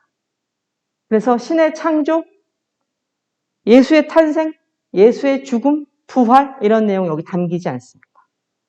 철저히 신학에서 논리적인 것들에 기반해서 이제 서양의 세계관과 신과 인간의 이성에 대해 전달을 하는 거죠. 결과적으로 동아시아인들, 이 책을 받아들인 중국인이나 조선인들은 어떻게 생각하냐면요. 이것을 이제 교라고 받아들일 수 있어요. 우리는 지금 교라는 글자를 릴리전의 번역으로 이해합니다. 종교로요. 그죠? 그래서 기독교, 불교, 유교 이렇게 말하면서 가끔 이렇게 생각하시는 분이 있어요. 유교가 무슨 종교야, 공자가 무슨 신이야 이렇게 얘기하시는 분이 있단 말이죠. 그런데요. 유교에 종교성이 있다는 것과 교자를 쓴다고 해서 유교가 곧바로 종교란 얘기는 다른 얘기입니다. 이 교는 원래 가르침이란 뜻이에요. 가르침이란 뜻으로 쓰다가 나중에 근대 이후에 종교라는 의미가 척 들러붙은 거지 원래는 그냥 가르침이란 뜻이에요. 그래서 유교라고 이 사람들이 표현했을 때는 그건 유학의 가르침이라는 뜻이지 종파거나 뭐 예배 형식을 가지고 있거나 뭐 제단이 있거나 하는 그런 종교적인 형식과 다릅니다. 그러니까 유교라는 말을 쓴다고 해서 유교 안에서 기독교와 유사한 측면을 찾으려고 하는 모든 시도는 다 헛된 겁니다. 그래서 이 사람들은 교자를 쓰면서 이걸 가르침으로 이해했기 때문에 마태를 이렇게 얘기해요. 이것은 편주의 보편적 가르침, 공교이고 이것이야말로 진정한 가르침, 진교이다. 자기를 이렇게 풀어요. 그러니까 종교적인 의미로 쓴 게 아닙니다. 그러니까 이걸 본 동아시아인들, 중국인과 조선인들은 어떻게 받아들일 수 있냐면 그렇구나. 동해, 서해 모두 마음도 같고 이치도 같다. 궁극적으로 인간은 다 비슷하다. 무엇을 내세웠냐면 결국 인간이 얼마나 자기 자신을 경계하고 절제하면서 올바른 일을 해야 하는가. 주로 이런 것들을 가르쳤거든요. 그렇죠. 결국 신앙의 핵심도 그거잖아요. 신 앞에서 인간이 겸손하게 자기 삶에 최선을 다하면서 선한 일을 통해서 그 보상을 사후에 받도록 한다. 이게 기독교적 관념의 핵심인데요. 동아시아인들도 그걸 수용할 수 있었어요. 수용할 수 없었던 건 뭐냐? 죽으면 생전의 행위에 대한 평가로 천당이나 지옥에 간다. 이거 수용할 수가 없었어요. 천당, 지옥 문제는 원래 불교에 있었던 거잖아요. 불교에 비슷한 관념이 있거든요. 그래서 이 사람들이 와서 기독교적 가르침을 전할 때 가장 큰 저항을 불러일으킨 것이 바로 천당, 지옥설입니다. 영혼이 죽지 않고 육체가 소멸한 뒤에도 영혼이 살아남는다는 사실은 차라리 수용할 수 있는데 그 영혼이 생전의 행위에 대한 심판으로 천당이나 지옥에 간다는 사실은 수용할 수 없었어요. 이게 이제 동아시아에서 일종의 이제 교난이 발생하게 되는 결정적인 이유 중에 하나인데요. 이 마테오 리치 얘기를 읽은 사람들은 중국인들은 이렇게 생각했어요. 특히 이제 이 마테오 리치는 기독교 신을 전하기 위해서 어떤 전략을 쓰냐면 이제 중국 고대 경전을 막 읽어보니까 거기 기독교 신과 매우 유사한 역할을 하는 일종의 초월적 존재로서 상제라고 하는 개념이 등장하는 거예요. 그래서 당신들이 말하는 상제가 바로 우리의 신이다. 그렇게 얘기해요. 이것 때문에 사실은 유럽 쪽에서 큰 문제가 됩니다. 나중에 예수회가 동아시아 전교의 중심이 되어 있는 것도 못마땅했고 동아시아 전교를 하면서 중국 개념을 갖다 쓰는 것도 받아들일 수 없었기 때문에 교황청에서 아예 저 예수회가 바꿔놓은 개념들을 모두 못 쓰게 바꿔버리거든요. 그 중에 하나가 이제 상제라는 표현도 못 쓰고요. 자, 지금 이 캐톨릭을 우리말로 뭐라고 부르죠? 천주교라고 하죠. 천주라는 말도 저때 나온 말입니다. 저때 나온 말인데요. 그 천주라는 말도 못 쓰게 합니다. 그런 식으로 중국에서 만들어진 용어들을 다 못 쓰게 하는 그런 조치를 취하고요. 그 이후에 결과적으로 이 마테오 리치 방식의 동아시아 전교가 길이 막히죠.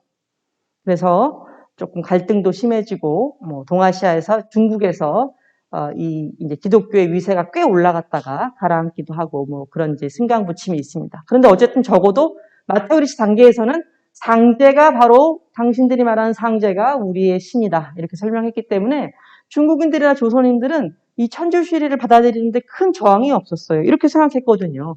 이 가르침은 오로지 천주를 섬기니 이것은 우리 육아의 천을 알고 이 지천, 사천, 사상제 이런 표현은 중용이라든가 맹자라든가 이런 데 늘 나오는 표현이거든요.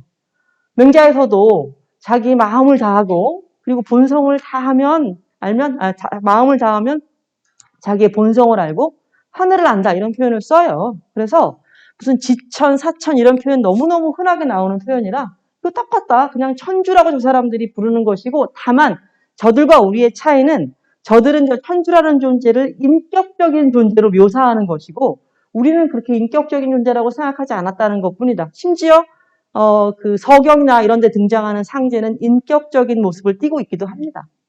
그래서 고대의 유학에서 얘기했던 상제랑 큰 차이가 없다라고 수용하게 돼요. 이게 기독교를 지적으로 하게 되는 결정적인 계기입니다.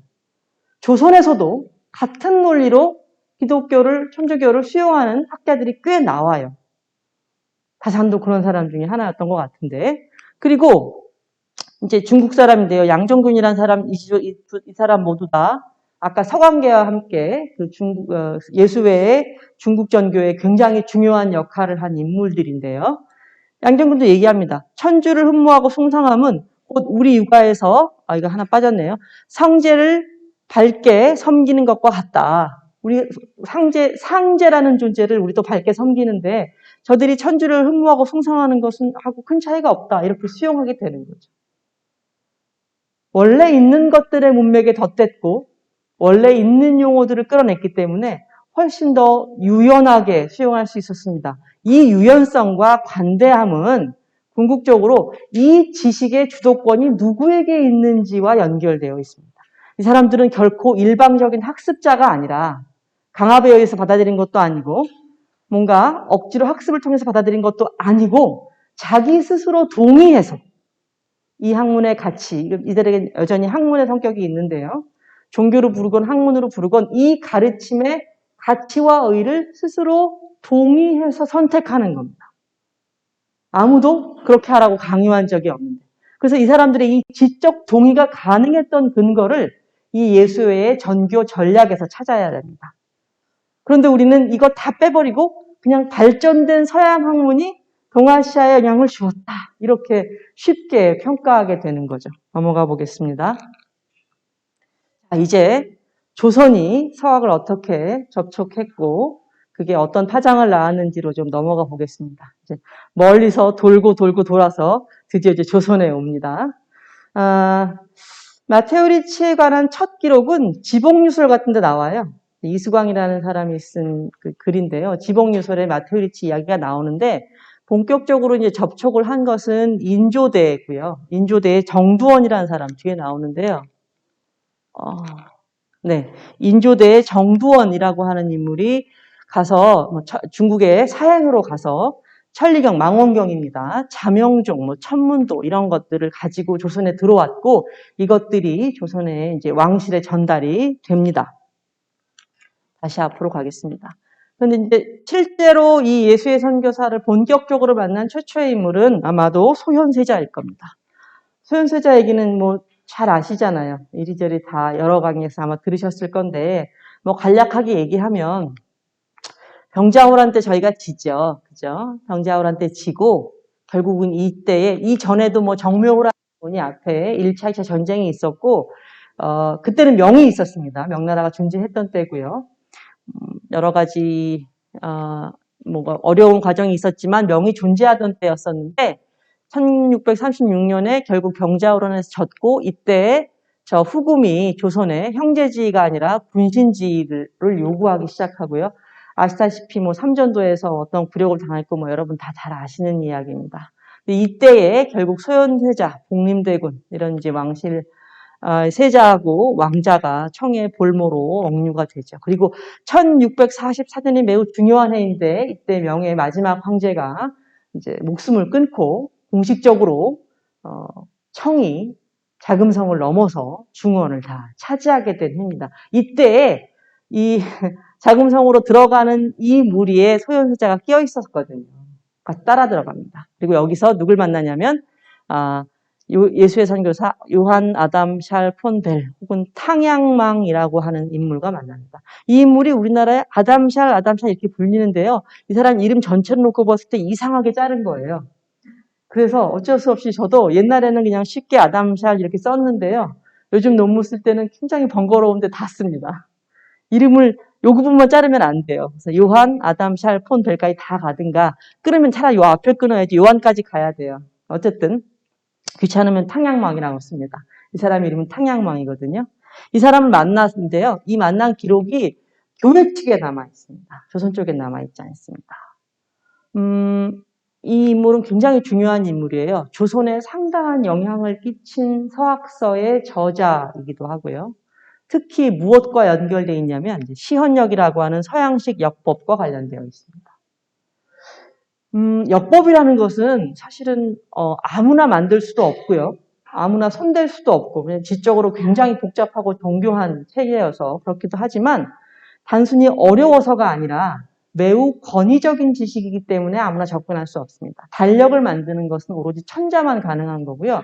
조선 같은 경우에도 청이 준 달력을 받아가지고 와서 주로 이제 연행을 갔을 때 동지사라고 부르는데요. 연말 연초에 가는 거예요. 동지사 사행을 가서 그때 청으로부터 명으로부터 그전에 명이죠.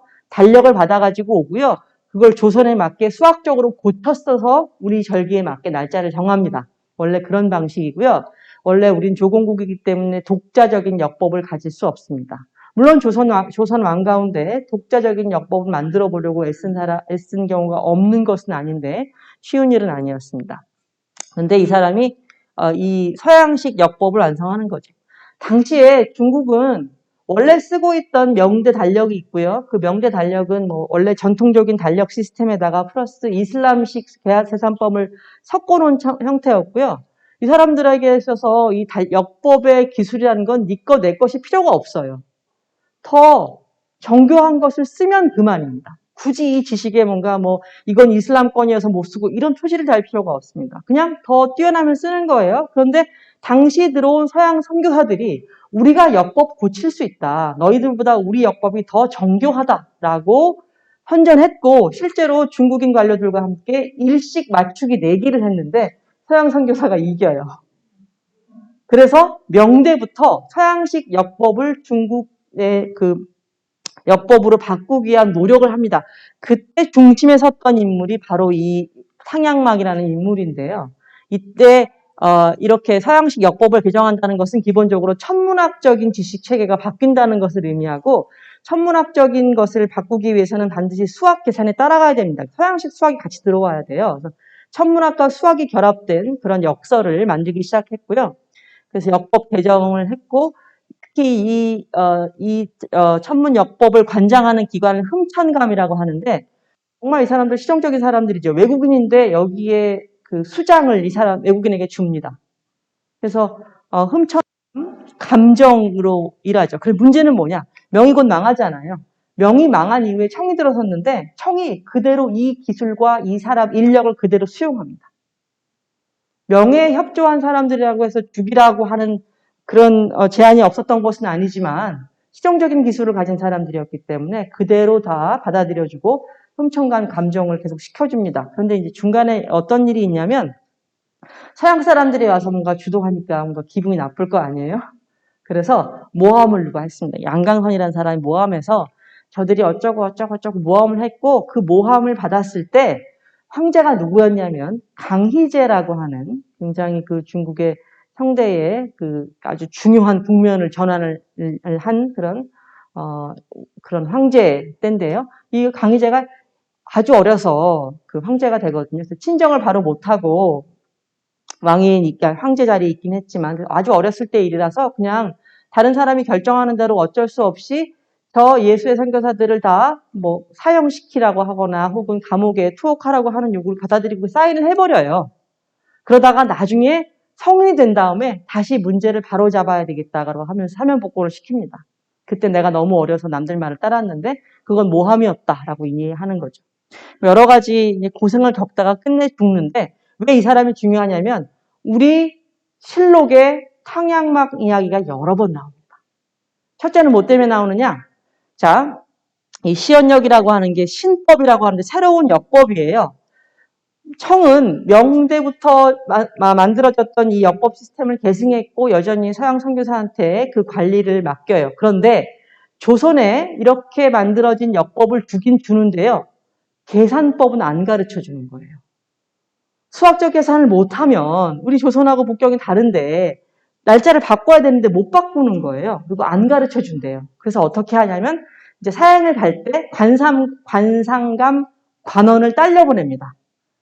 중인의 그 뛰어난 수학자 이런 사람들을 딸려 보내가지고 이제 어떻게든 만나서 배워오게 하는데 뭐 어떤 사람은 한번 탕양망을 만난 적도 있어요. 근데 워낙 노쇠했고 하니까 말로 몇 마디 했는데 다 알아들을 수도 없고 필요한 만큼 정보를 얻을 수도 없고 그래서 나중에 뒷돈 주고 과외해서 얻어와요. 그렇게 이제 시언역을 정식으로 조선에서 운영할 수 있게 되는데요. 소현세자가 썼다는 편지인데 이건 교회식 자료이기 때문에 사실 신빙하기가 어렵대요. 그래서 번역도 이제 최근에 다른 분이 다시 하셨는데 옛날식으로 그냥 제가 읽겠습니다. 어제 귀하로부터 받은 천주상, 천구위, 천문서 및 기타 양학서는 전혀 생각지도 못했던 것으로 흔쾌하기 짝이 없어 깊이 감사드립니다. 저는 급히 두세 권의 책을 통독했습니다만 정신 수양, 덕성, 함양에 관한 뜻이 높고 생각이 멀리 미치는 교리가 있음을 알았습니다. 이러한 것들은 본국에서는 완전히 암흑이라고 해야 할 정도로 모르고 있는데 지식의 빛이 될 것입니다. 천주상은 벽면에 걸면 보는 사람의 마음에 평화를 줄 뿐 아니라 속세의 티끌을 떨친 것 같은 기분을 느낍니다. 이게 이제 그 평양망에게 보냈다고 하는 편지, 교회 측에 남아있는 기록인데요. 다 신빙하기는 어려울 것 같지만 교류가 있었던 것은 분명합니다. 그런데 소현세자가 이걸 받아왔지만 소현세자라는 인물 자체가 조선에서의 지위가 매우 불안정했죠. 청의 볼모로 잡혀 있었기 때문에 조선에서는 소현세자가 돌아온 것을 반기지 않았고 결국 왕이 되지 못하고 죽습니다. 그죠? 비극적으로. 그러니까 조선에 아예 갖고 들어오지 못했을 거예요. 이제 접촉을 했다는 기록만 있고 실제로는 들어오지 못했을 건데 어쨌든 인교대 정도원이라는 인물이 관련된 물건들을 가지고 들어오고요. 그리고 어쩔 수 없이 시언역을 도입하면서 관련된 지식체계를 함께 배워야 했기 때문에 최대한 저 예수의 선교사들과 접촉하기 위해 노력했습니다. 농업국가에서 천문역법의 제정이라는 것은 통치자의 권리이자 의무였기 때문에 조선은 명나라역법, 청나라역법을 받아서 개정할 수밖에 없었어요. 그런데 가르쳐주지 않았었기 때문에 음성적인 방법으로 시언역을 학습한 이후에서야 간신히라는 표현은 너무 자조적이네요. 어쨌든 이제 운영할 수 있게 되는데요. 자, 시헌역을 조선이 수용했다. 시헌역 체계를 학습했다. 이건 무슨 뜻이냐? 서양의 천문학과 서양의 수학을 조선이라는 국가 체계 안에 수용했다는 것을 의미합니다. 이건 무슨 뜻이에요? 저들이 그냥 서양 오랑캐였다면 그걸 수용할 수 있었을까요? 아마 어려웠을걸요? 자, 조시대 장면으로 다시 가보시죠. 우리는 이제 정자원으로 정말 치욕스러운 결과를 맞았잖아요. 그죠? 그 다음에 왕이 된 효정의 제일 큰 국가적 캐치프레이즈가 뭐였겠어요? 북벌입니다. 북벌을 실제로 이제 효정 때만 해도 사실은 이제 중국이 좀 불안정했고요. 여러분 다 아시다시피 무슨 그 3번의 난이라든가 이런 식으로 중국이 왔다 갔다 했고 청도 정확하게 그 이제 중원 전체를 장악하지 못하고 있었던 상태였었기 때문에 조선으로서는 저 오랑캐들이 곧 망할 것이라고 하는 희망을 가졌지만 실제로 강희제는 여러 번 내부의 여러 가지 문제들을 해결하면서 결국은 이제 중원 전체에 대해서 지배권을 갖게 됩니다. 물론 이제 러시아라든가 이런 쪽하고도 분쟁이 있었기 때문에 혹은 저 위쪽에 다른 세력들하고도 그래서 보통 일반적으로는 18세기 한 후반쯤 가야 완전히 그 청이 제국으로서의 면모를 갖추었다고 이야기하지만 대체로 저 강희제쯤 되면 많은 부분이 사실 안정이 됩니다. 그게 이제 우리 숙종대인데요. 이거 보시면 이게 이제 자, 보시면 대청 강의 46년 세차 정해 시연역이라고 적혀 있잖아요. 이런 거 갖고 와서 이제 고치는 거죠. 중국하고 조선은 지적인 수용에서 사실은 일정한 차이가 납니다. 제가 방금 말씀드렸지만 시연역이라는 것을 국가가 수용했다라고 하는 것은 이 서양 학술이 국가적 차원에서 승인되었다라고 하는 것을 의미하는 건데요. 이 국가적 차원의 승인은 엄밀히 말하면 조선에게 어떤 그 의미를 주냐면요. 이런 거예요. 중국 외에도 중국 말고도 이런 정도의 규모의 지식을 운용할 수 있는 문명 국가가 있다. 이게 조선에 남긴 교훈입니다. 일단요. 중국 같은 경우에는 서양 선교사들이 직접 왔기 때문에 직접 대면해서 거기서 지적인 생산들을 했기 때문에 그 지식을 그 내부에서 이제 직접 생산할 수 있는 상황이었고요.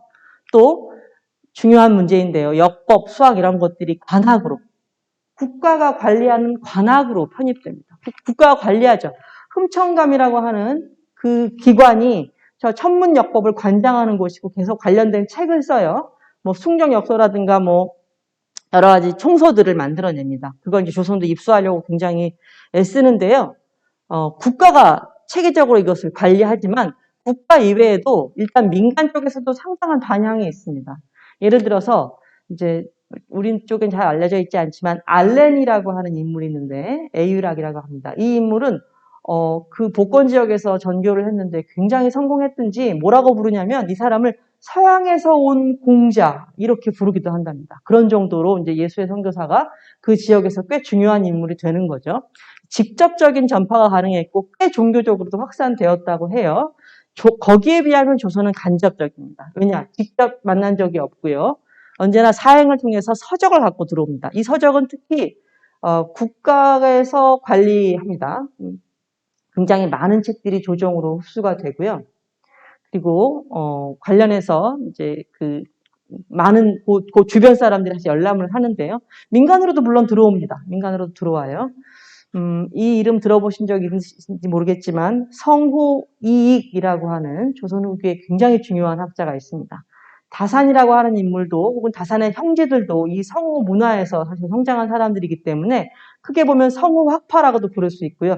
성후학파에 대해서 강의 들으셨죠? 그죠? 우리 함영재 선생님이 잘 얘기해 줬을 것 같은데 그 성후학파의 그 중심 인물인 성후이익이라는 이 학자 역시 아버지가 사행에서 사가지고 들어온 책을 통해서 혼자 공부한 사람인데 그 책 속에 상당한 수준의 서학서들이 담겨 있었습니다. 그래서 혼자 공부하고 혼자 서양 학술의 유용성을 자기 주변에 이렇게 전파하기 시작했던 거죠. 그래서 성호학파 내에서 서학에 경도된 사람들이 나오는 거고요. 그 중에 일부는 아예 종교적으로 서학을, 천주교를 믿는 사람들까지 나오게 됩니다. 대체적으로 비공식적인 인적 교류에 의해서 접촉했고요. 예를 들어서 뭐 홍대용 같은 경우에 홍대용의 연행기가 꽤 유명하잖아요. 홍대용이 천주당을 방문했던 기록도 아마 잘 알려져 있는데 그때 만난 사람들 뭐 할러슈타인이라든가 이런 서양 선교사 이야기가 홍대용의 기록이 남아 있는데요. 어쨌든 공식적인 접촉은 아닌 거예요. 직접 찾아가서 개인적으로 담소를 나누는 정도였던 거죠. 그리고 우리 조선 같은 경우에는 나름의 지적 확산이 이루어집니다. 어디를 중심으로 했냐면 기호 지역에 있는 남인을 중심으로 기호 지역의 남인을 중심으로 이 서학서들이 전파되고 말씀드렸지만 그 서학서를 읽다가 스스로 자기 스스로 감화받아서 기독교에 가까워진 사람들이 생기는데 여러분 이름을 익히 들어보셨을 이벽이라거나 혹은 이승훈이라고 하는 인물들이 바로 이 계파의 사람들이고요. 이 사람들이 모여서 뭐 일종의 스터디 같은 걸 하고 있었단 말이죠.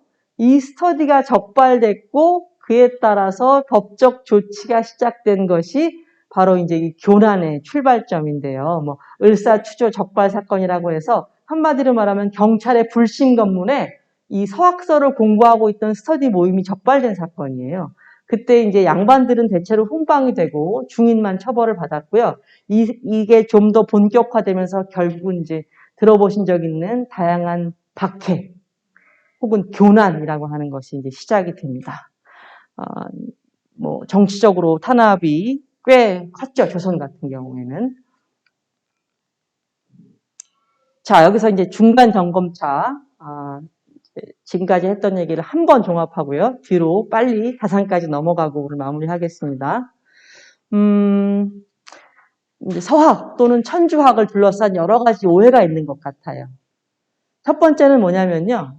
서학이라고 하는 것이 조선에서 언제나 박해나 탄압의 대상이었다고 생각하는 거예요.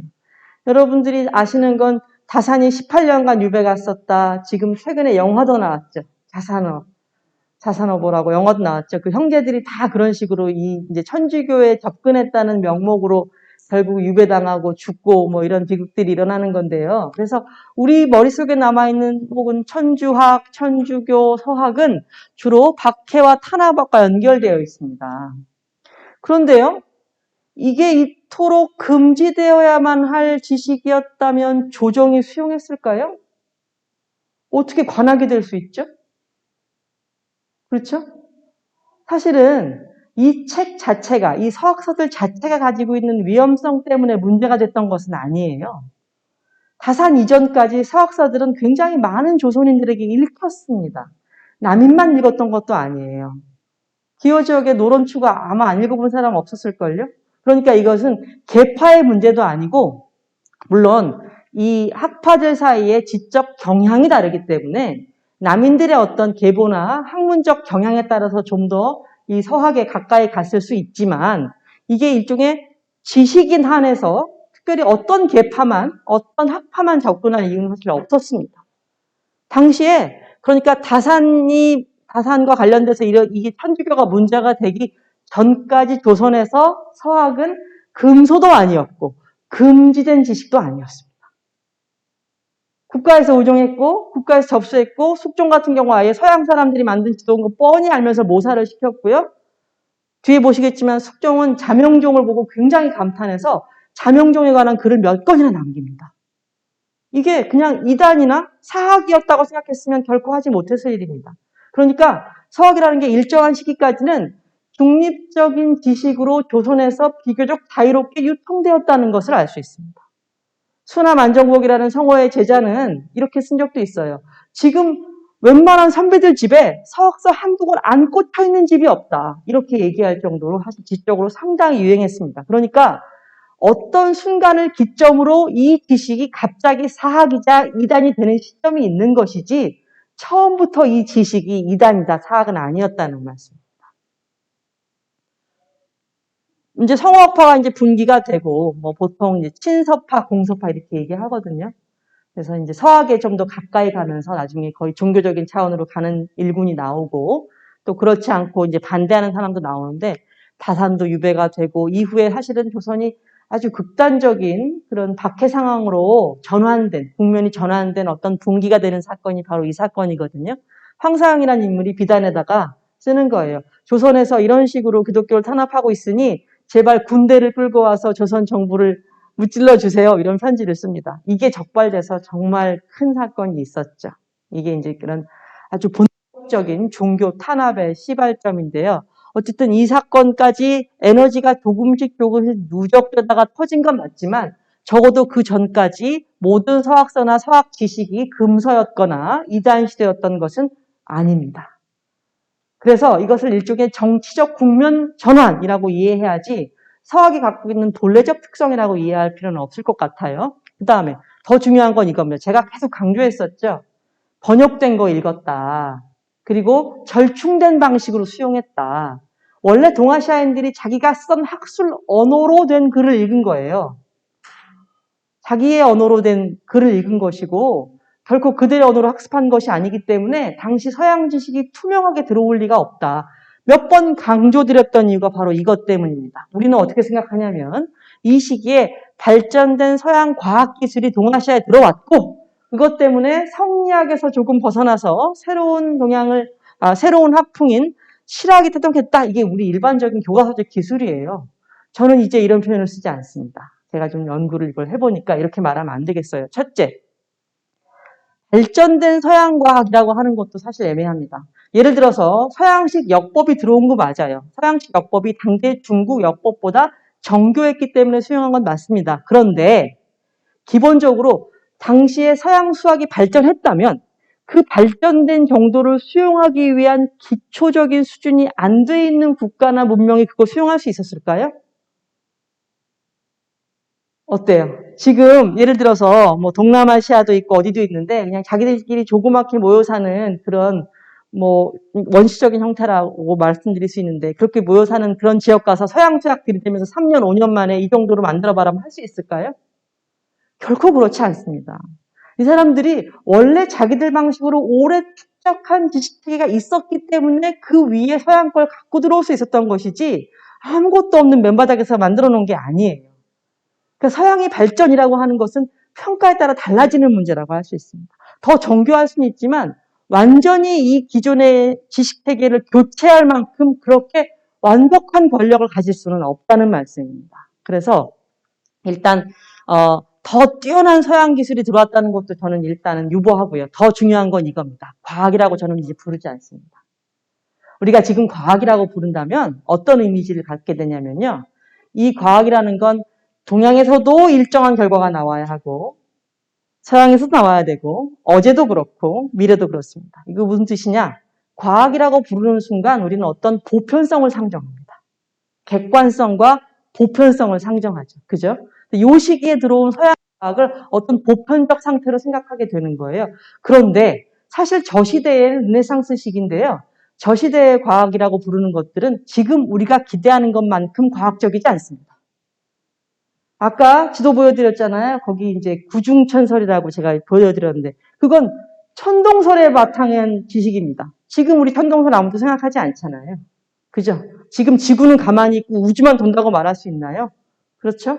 이것처럼 당시의 과학적 기술이 과학이라고 부르는 것들이 지금 우리 수준에서 사실은 과학이라고 부를 수는 없을 것 같아요. 그래서 저는 지금 옛날에는 아무 생각 없이 저도 서양 과학 이렇게 썼는데요. 지금은 뭐라고 고쳐 쓰고 있냐면 서양의 자연학과 자연철학이라고 부릅니다. 그래야 당시에 저 동아시아인들이 수용한 어떤 맥락과 의미를 이해할 수 있을 것 같아요. 안 그러면 언제나 서양은 늘 보편적이고 늘 객관적이고 늘 뛰어났고 이런 관념에서 벗어날 수 없습니다. 판단 정지가 매우 중요하고요. 말씀드렸지만 세계 지도나 자명종 이런 것들은 꽤 동아시아인들의 그 반향을 일으켜요. 호기심도 느끼고 관심도 갖습니다. 그러나 저것이 곧 그대로 조선사회나 중국사회를 급격하게 변화시켰다고 말할 수 없습니다. 왕이 들여다보고 좋아했다니까요. 그게 어떻게 사회적 변화를 이끌겠어요, 사실. 그죠? 그 다음에 서양 수학 같은 경우에 이 전례가 돼요. 실제로 전례가 되는데 굉장히 어려웠기 때문에 실제로 당시에 조선인들 가운데는 서양 수학을 굉장히 잘했다는 사람들 이야기가 기록으로 남아있긴 하지만 저게 이제 보편적으로 확산되지 못했습니다. 무식해서냐? 아니에요. 무식해서가 아니라 굳이 저 서양 것으로 바꿔야 할 이유가 별로 없었기 때문입니다. 그 얘기는 다시 하기로 하고요. 세 번째 오해는 이겁니다. 과학은 수용했지만 종교는 배척했다. 그런데 사실 엄밀히 말해서 이 시기에 명확하게 이제 과학이라고 하는 건 학술 혹은 지식이라고 제가 바꿀게요. 지식과 종교가 완전히 구분될 수 있는가? 저는 없다고 생각합니다. 제가 서교라고 말씀드렸는데 그 서교를 곧 서양의 종교라고 번역하면 안 됩니다. 서양의 지적인 체계까지 다 포함한 넓은 외연을 갖고 있어서 거기서 딱 종교만 딱 뽑아내고 기술만 딱 뽑아내고 이렇게 할 수는 없는 거죠. 그러면 당시 조선인들은 무엇 때문에 이 서학에 접근했는가? 그걸 좀 보실까요? 일단 조선이 서학을 수용할 수 있었던 데는 이론적인 어떤 배경들이 있습니다. 그 중에 하나가 뭐냐? 이런 거예요. 중국 사람들이 이런 얘기를 하는데요. 지금 연구자들이 이름을 이렇게 붙였어요. 서학 중국 원류설 뭐 이렇게 보통 말하기도 하고 뭐 다른 이름으로 부르기도 합니다. 간단히 말하면 이런 거예요. 중국도 고대부터 수학이 발달합니다. 이 사람들이 제국을 건설하고 유지하기 위해서 여러 가지 지식체계가 필요했는데 당연히 여러 가지 그 지식체계가 따로따로 별도로 발달합니다. 당연히 수학이 없었을 리 없죠. 수학이 없이 어떻게 건축을 하고 어떻게 그 천체의 흐름이나 움직임을 계산하겠어요. 중국식 수학이 있습니다. 그런데 이렇게 생각하는 거예요. 원래 있었는데 중국에서는 그 명맥이 끊겼다가 그걸 서양인들이 가지고 자기 나라에 가서 자기들끼리 발전시켜서 다시 가지고 왔다. 이게 이제 서학 기원설이에요. 그러니까 이렇게 할 경우에 뭐가 가능해지냐면 완전히 그게 서양 게 아닌 거예요. 중국에 있던 걸 그 사람들이 더 발전시킨 거니까. 또 예수의 선교사들이 약간 그렇게 애매한 논법으로 말하기도 했고요. 그래서 이 사람들이 서양 기술을, 서양 지식을 수용하는데 굉장히 자연스러워집니다. 일종의 지적 승인을 해주는 셈인 거죠. 그리고 아까 본 강희제 같은 황제는 굉장히 서양 학술을 좋아했었기 때문에 본인이 직접 배우기도 하고 자기 아들에게 배우라고 권하기도 합니다. 그리고 서양 선교사들한테 어디 가서 측량을 해오라는 등 그런 명령을 내리기도 하고요. 다른 더 중요한 근거가 있습니다. 자, 이제 이 학문을 볼 때 보통 이게 이제 그 문헌에 나타나는 서양 학술을 부르는 명칭들입니다. 천주학이라고 부르는 사람도 있고요. 서양학이라고 부르는 사람도 있고, 이학이라고 부르기도 하고, 양학이라고 부르기도 합니다. 그런데 여기 되면 뭐라고 불러야 되냐면, 이단이거나 사특하다는 의미의 사학이라고 불러야 되는데, 그런 표현이 나오기도 하지만, 대로 이런 표현들이 나옵니다. 이 아래 문장 보실까요? 지금 들리는 말에 누구누가 서로 약속을 하고 신학을 공부하고 있다고 하는 소문이 파다한데 그들 모두가 공의 절친한 벗 아니면 공의 문도들 아닙니까? 이 공은 누구냐면 권철신이고요. 성호 이계 제자로서 권철신, 권일신 형제가 모두 이제 현주교에 가까이 간 인물들입니다. 안정복이라고 하는 성호의 다른 제자가 이런 사람들은 이제 공섭파라고 불리우는 사람들인데요. 이제 천주학으로 경도되는 것을 굉장히 경계한 그런 우파인 거죠. 안정복이 권철신에게 편지 쓰면서 당신이나 당신 친구들이 모두 신학 공부하고 있는데 당신이 금했으면 다른 사람들이 이렇게 할 리가 있냐. 근데 당신이 금하지 않고 조장하고 있으니 이거 어찌된 일이냐. 이렇게 얘기합니다. 그러니까 다시 말하면 천주학 공부하는 남인 젊은 층이 많아지니까 어른이 지금 불편해하는 편지를 쓴 거예요. 그런데 이 편지는 다시 말하면 서학을 반대하는 사람이 쓴 편지임에도 불구하고 왜 이 학문이 당시에 누군가에게 그토록 어필했는지를 명확하게 보여줍니다. 무슨 말 때문에 그러냐? 바로 이거죠. 신학. 새로운 학문이기 때문에 한 겁니다.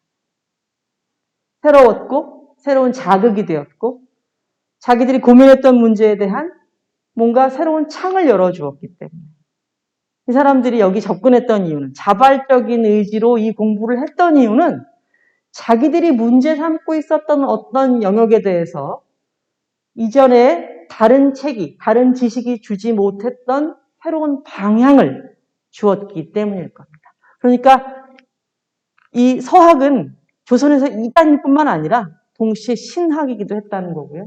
아까 시언력 같은 지식은 관학이기도 합니다.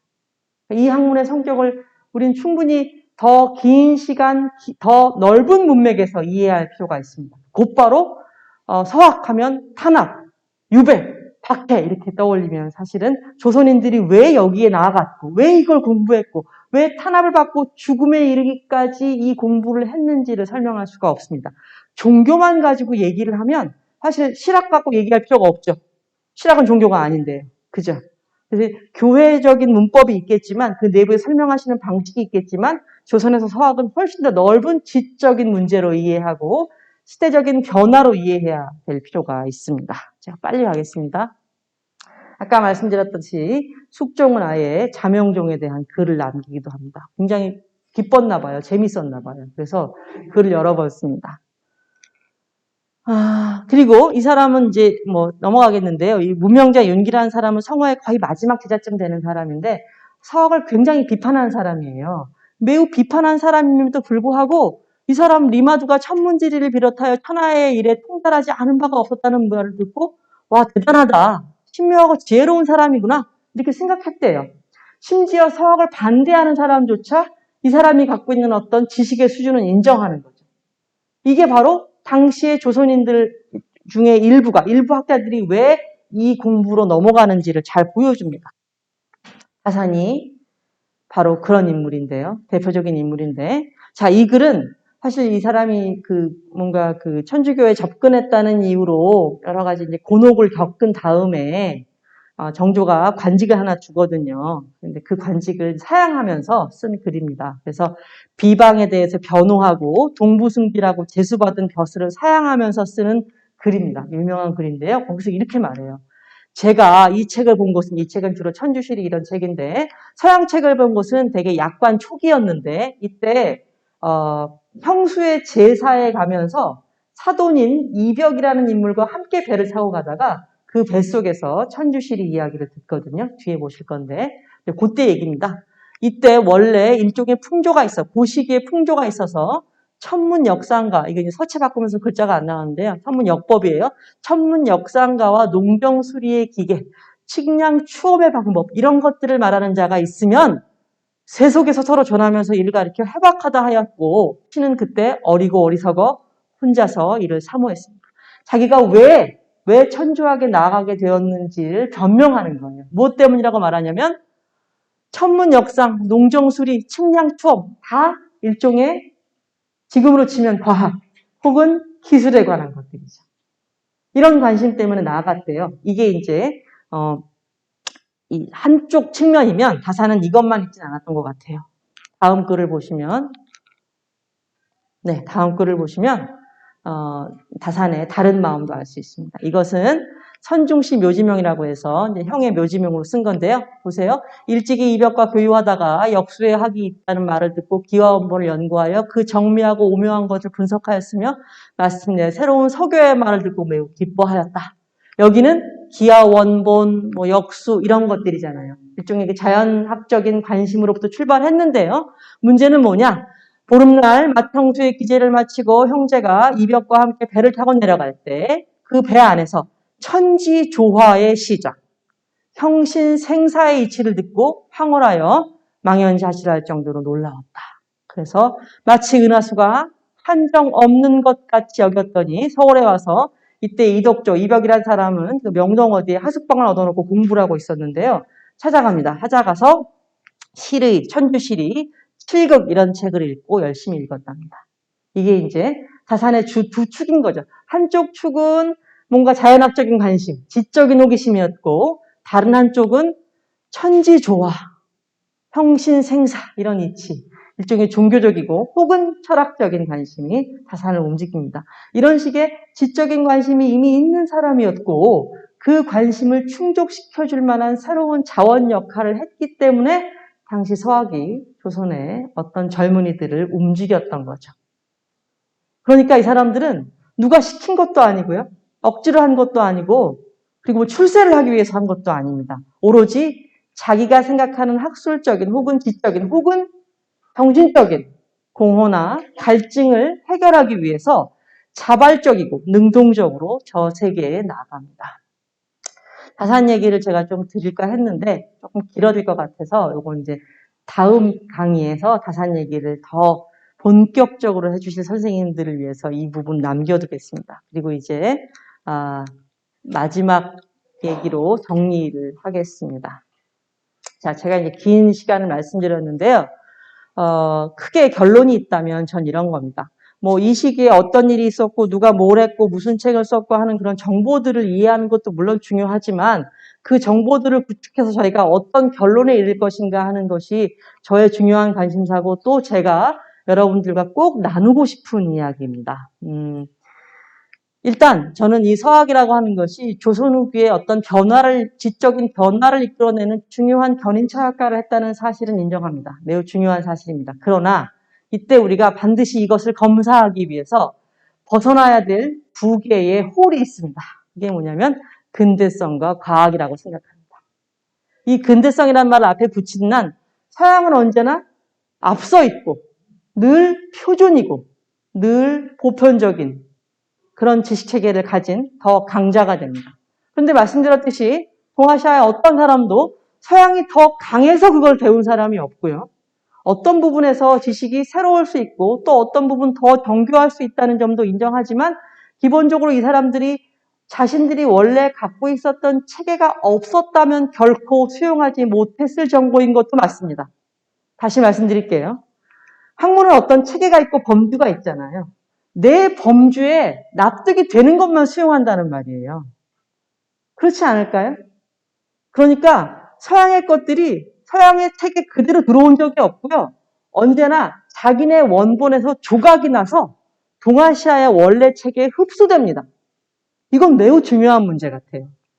그런데 서양에다 계속 근대성이라는 말을 붙이고 조선 후기의 이런 지적인 흐름에다가 지적인 흐름이 모두 근대성을 향한 과정이었다라고 말을 하는 순간 우리는 왜 서양을 못 쫓아갔나? 왜 일본만큼 빨리 서양에 개방하지 않았나? 이런 결과론에서 한 발짝도 못 넘어갑니다. 조선인들이 받아들이지 않은 것은 자기들 내부에서 자기들이 운용할 수 있는 지적 체계가 있었기 때문이에요. 그러니까 그것을 결과론의 관점에서 오로지 근대성을 향한 과정이었다고 평가하는 것은 조금 문제가 있다고 생각합니다. 물론 중요한 변화가 있고 그 변화에 근대성이라는 지표를 붙일 수 있습니다. 그러나 적어도 조선인들이 근대성을 향하기 위해서 이런 지적 모험을 한 것은 아닙니다. 결코 그것을 목표로 나아간 사람들은 아니에요. 목표가 아니었던 걸 자꾸 그 사람들에게 강요하면서 근대성으로 향했다고 말을 하면 어떤 결과가 나오느냐? 당대의 서양 학문 받아들이지 않았거나 여전히 전통적인 지식에 있는 사람들 혹은 전통적인 체계를 주장했던 사람들은 모두 다 보수적이고 전근대적이고 공건적이고 이렇게밖에 붙일 수가 없어요. 그래서 어느 순간 조금이라도 서양 걸 빨리 수용한 사람들은 매우 훌륭한 사람들이 되고 여전히 그 전통적인 체계에 머물렀던 사람들은 모두 무능한 사람으로 이렇게 이분화시키는 결론에 도달합니다. 이러니까 결국 조선이라는 나라가 얼마나 형편없는 나라가 돼버리는 거예요. 그럴 이유가 없습니다. 성리학 때문에 조선이 망했다고 생각하는 분들이 많이 있지만 반대로 생각하면 이렇게 얘기할 수 있습니다. 전 세계의 어떤 나라도 500년이 한 왕조로 끌고 간 나라가 없습니다. 그렇다면 500년이나 한 왕조를 유지시킨 성리학은 그만큼 뛰어난 게 아닐까요? 충분히 가능한 얘기죠. 그죠? 결과도로 평가하지 않기 위해서 저는 일종의 판단 정지를 원하는 것입니다. 또 하나, 서양 지식의 핵심은요, 이거예요. 그 서양 책의 전체가 그대로 들어왔거나 동아시아 거랑 곧바로 대체된 게 아니에요. 원래 이 사람들은 자기 게 있어요. 자기 게 있는 상태에서 일부만 수정합니다. 강론 차원에서. 세부만 수정해요. 서양께 일괄적으로 이식된 건 언제부터냐? 일제강점기 이후부터입니다. 그 전까지 한 번도 이 사람들은 자신들의 지적 체계 전체를 바꿔야 한다고 강박을 느낀 적이 없습니다. 자기가 공부하고 있던 것의 일부를 바꾸는 거죠. 그 일부를 바꾸는 과정이 우리가 이제 포괄적으로 서구에 열리게 된 다음부터는 내가 능동적으로 자발적으로 어떤 지적인 교체를 하는 게 아니라 무조건 외국 것을 학습해야 되는 그런 수용자 학습자로 바뀌어버린 것입니다. 그래서 적어도 이 시기까지는 적어도 19세기까지는 조선인들이 능동적인 지식의 생산자 역할을 혹은 지식의 종합자, 절충자 역할을 할 수 있었다는 것을 생각해야 합니다. 저 사람들은 결코 일방적인 학습자나 수용자가 아니었습니다.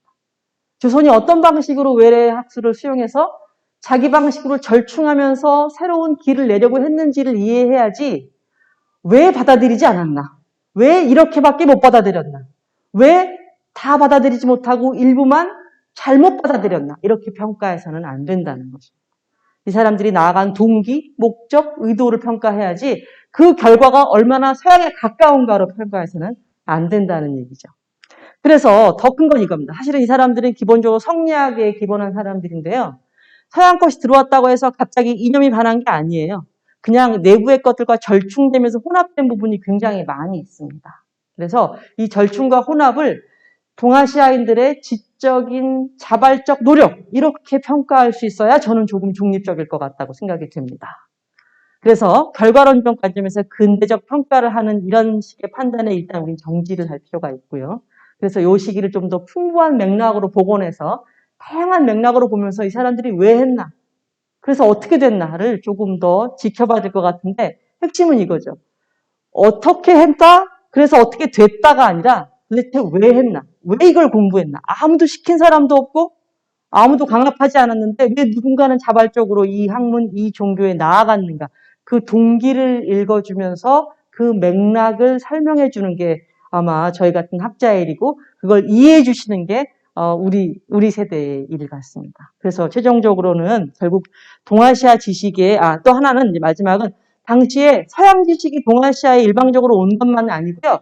동아시아 지식도 서양에 전달됩니다. 그래서 서양의 계몽주의에 다양한 방식으로 영향을 줍니다. 이 영향 역시 규명되고 있는데 서양의 많은 지식인들이 꽤 중국에 관련된 것들을 수용하고 지적으로 수용하거든요. 이 부분도 같이 이해하면서 결국 동서양이 서로 다른 문명으로 만나서 각각 자기 축을 돌고 있던 두 문명이 어떻게 만나서 지적으로 대화하는지를 더 넓은 문맥 그리고 더 세분화된 문맥으로 검토할 수 있어야 우리가 조선이란 나라는 얼마나 형편없었는지라고 생각하는 이 무한 반복에서 벗어날 수 있을 것 같습니다. 길게 말씀드렸는데 고생하셨고요. 제 강의 여기서 마무리하겠습니다.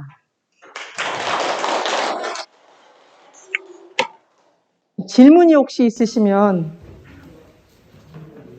제가 너무 길게 해서 시간이 되기 때문에 그 질문을 시작합니다. 한 가지만. 네네. 예수를 통해서만 들어왔다고 말씀하셨는데 네. 예수에서 프란치스코 졸업학기잖아요. 네네네. 그 차이만 잠깐 설명 좀 해주세요. 네. 결국은 이제 예수회는 동아시아 전교에서의 어떤 주도권을 잃거든요. 그래서 결국 교황청에서 어떻게 바꾸냐면 아마 들어보셨을 거예요. 파리 외방전교회라고. 그래서 그 동아시아 전교를 책임지는 중립적인 기구를 만들어서 조선 같은 경우에는 그 파리 외방전교회 출신들이 국내에 들어와요. 그러니까 병인박해처럼 프랑스인들이 죽는 사건이 벌어지는 거죠. 유럽 같은 경우에는 중국 같은 경우에는 프란시스코나 도미니코회가 들어와서 각각 다 비슷한 방식으로 책을 씁니다. 그런데 약간 톤이 다르고 맥락이 다른데 그것들이 그렇게 큰 영향을 줄 수 없었던 게 이미 그 프란치스코나 도미니코가 중국에 들어와서 경쟁을 할 때 예수회뿐만 아니라 서양 선교사들에 대해서 상당히 제한이 시작됐기 때문에요. 그래서 비슷한 방식으로 들어와서 중국에서 활동한 사람들이 있고 다 학자들을 찾을 수 있지만 예수회가 가장 영향력이 컸을 때 존재했고 그 이후부터는 위세가 약화됐다고 말씀드릴 수 있어요. 근본적인 차이가 좀 많이 있었나요? 일단 기본적으로 그 예수회는 중국적인 것을 많이 채용했잖아요. 그걸 이제 교황청에서 매우 싫어했고 다른 수도에서 몹시 반대했기 때문에 지금 마테오리 지식의 방식이 절충적이고 매개적이라고 말씀드렸는데 이걸 반대하고 서양 걸 직접적으로 갖고 들어야 한다고 생각했지만 사실은 역시 이 사람들 번역했어요. 그래서 교황청 내부에서는 굉장히 큰 논쟁이 있었지만 중국 자체에서는 중국인들한테는 별 큰 차이가 없었던 거죠. 안녕히 돌아가십시오.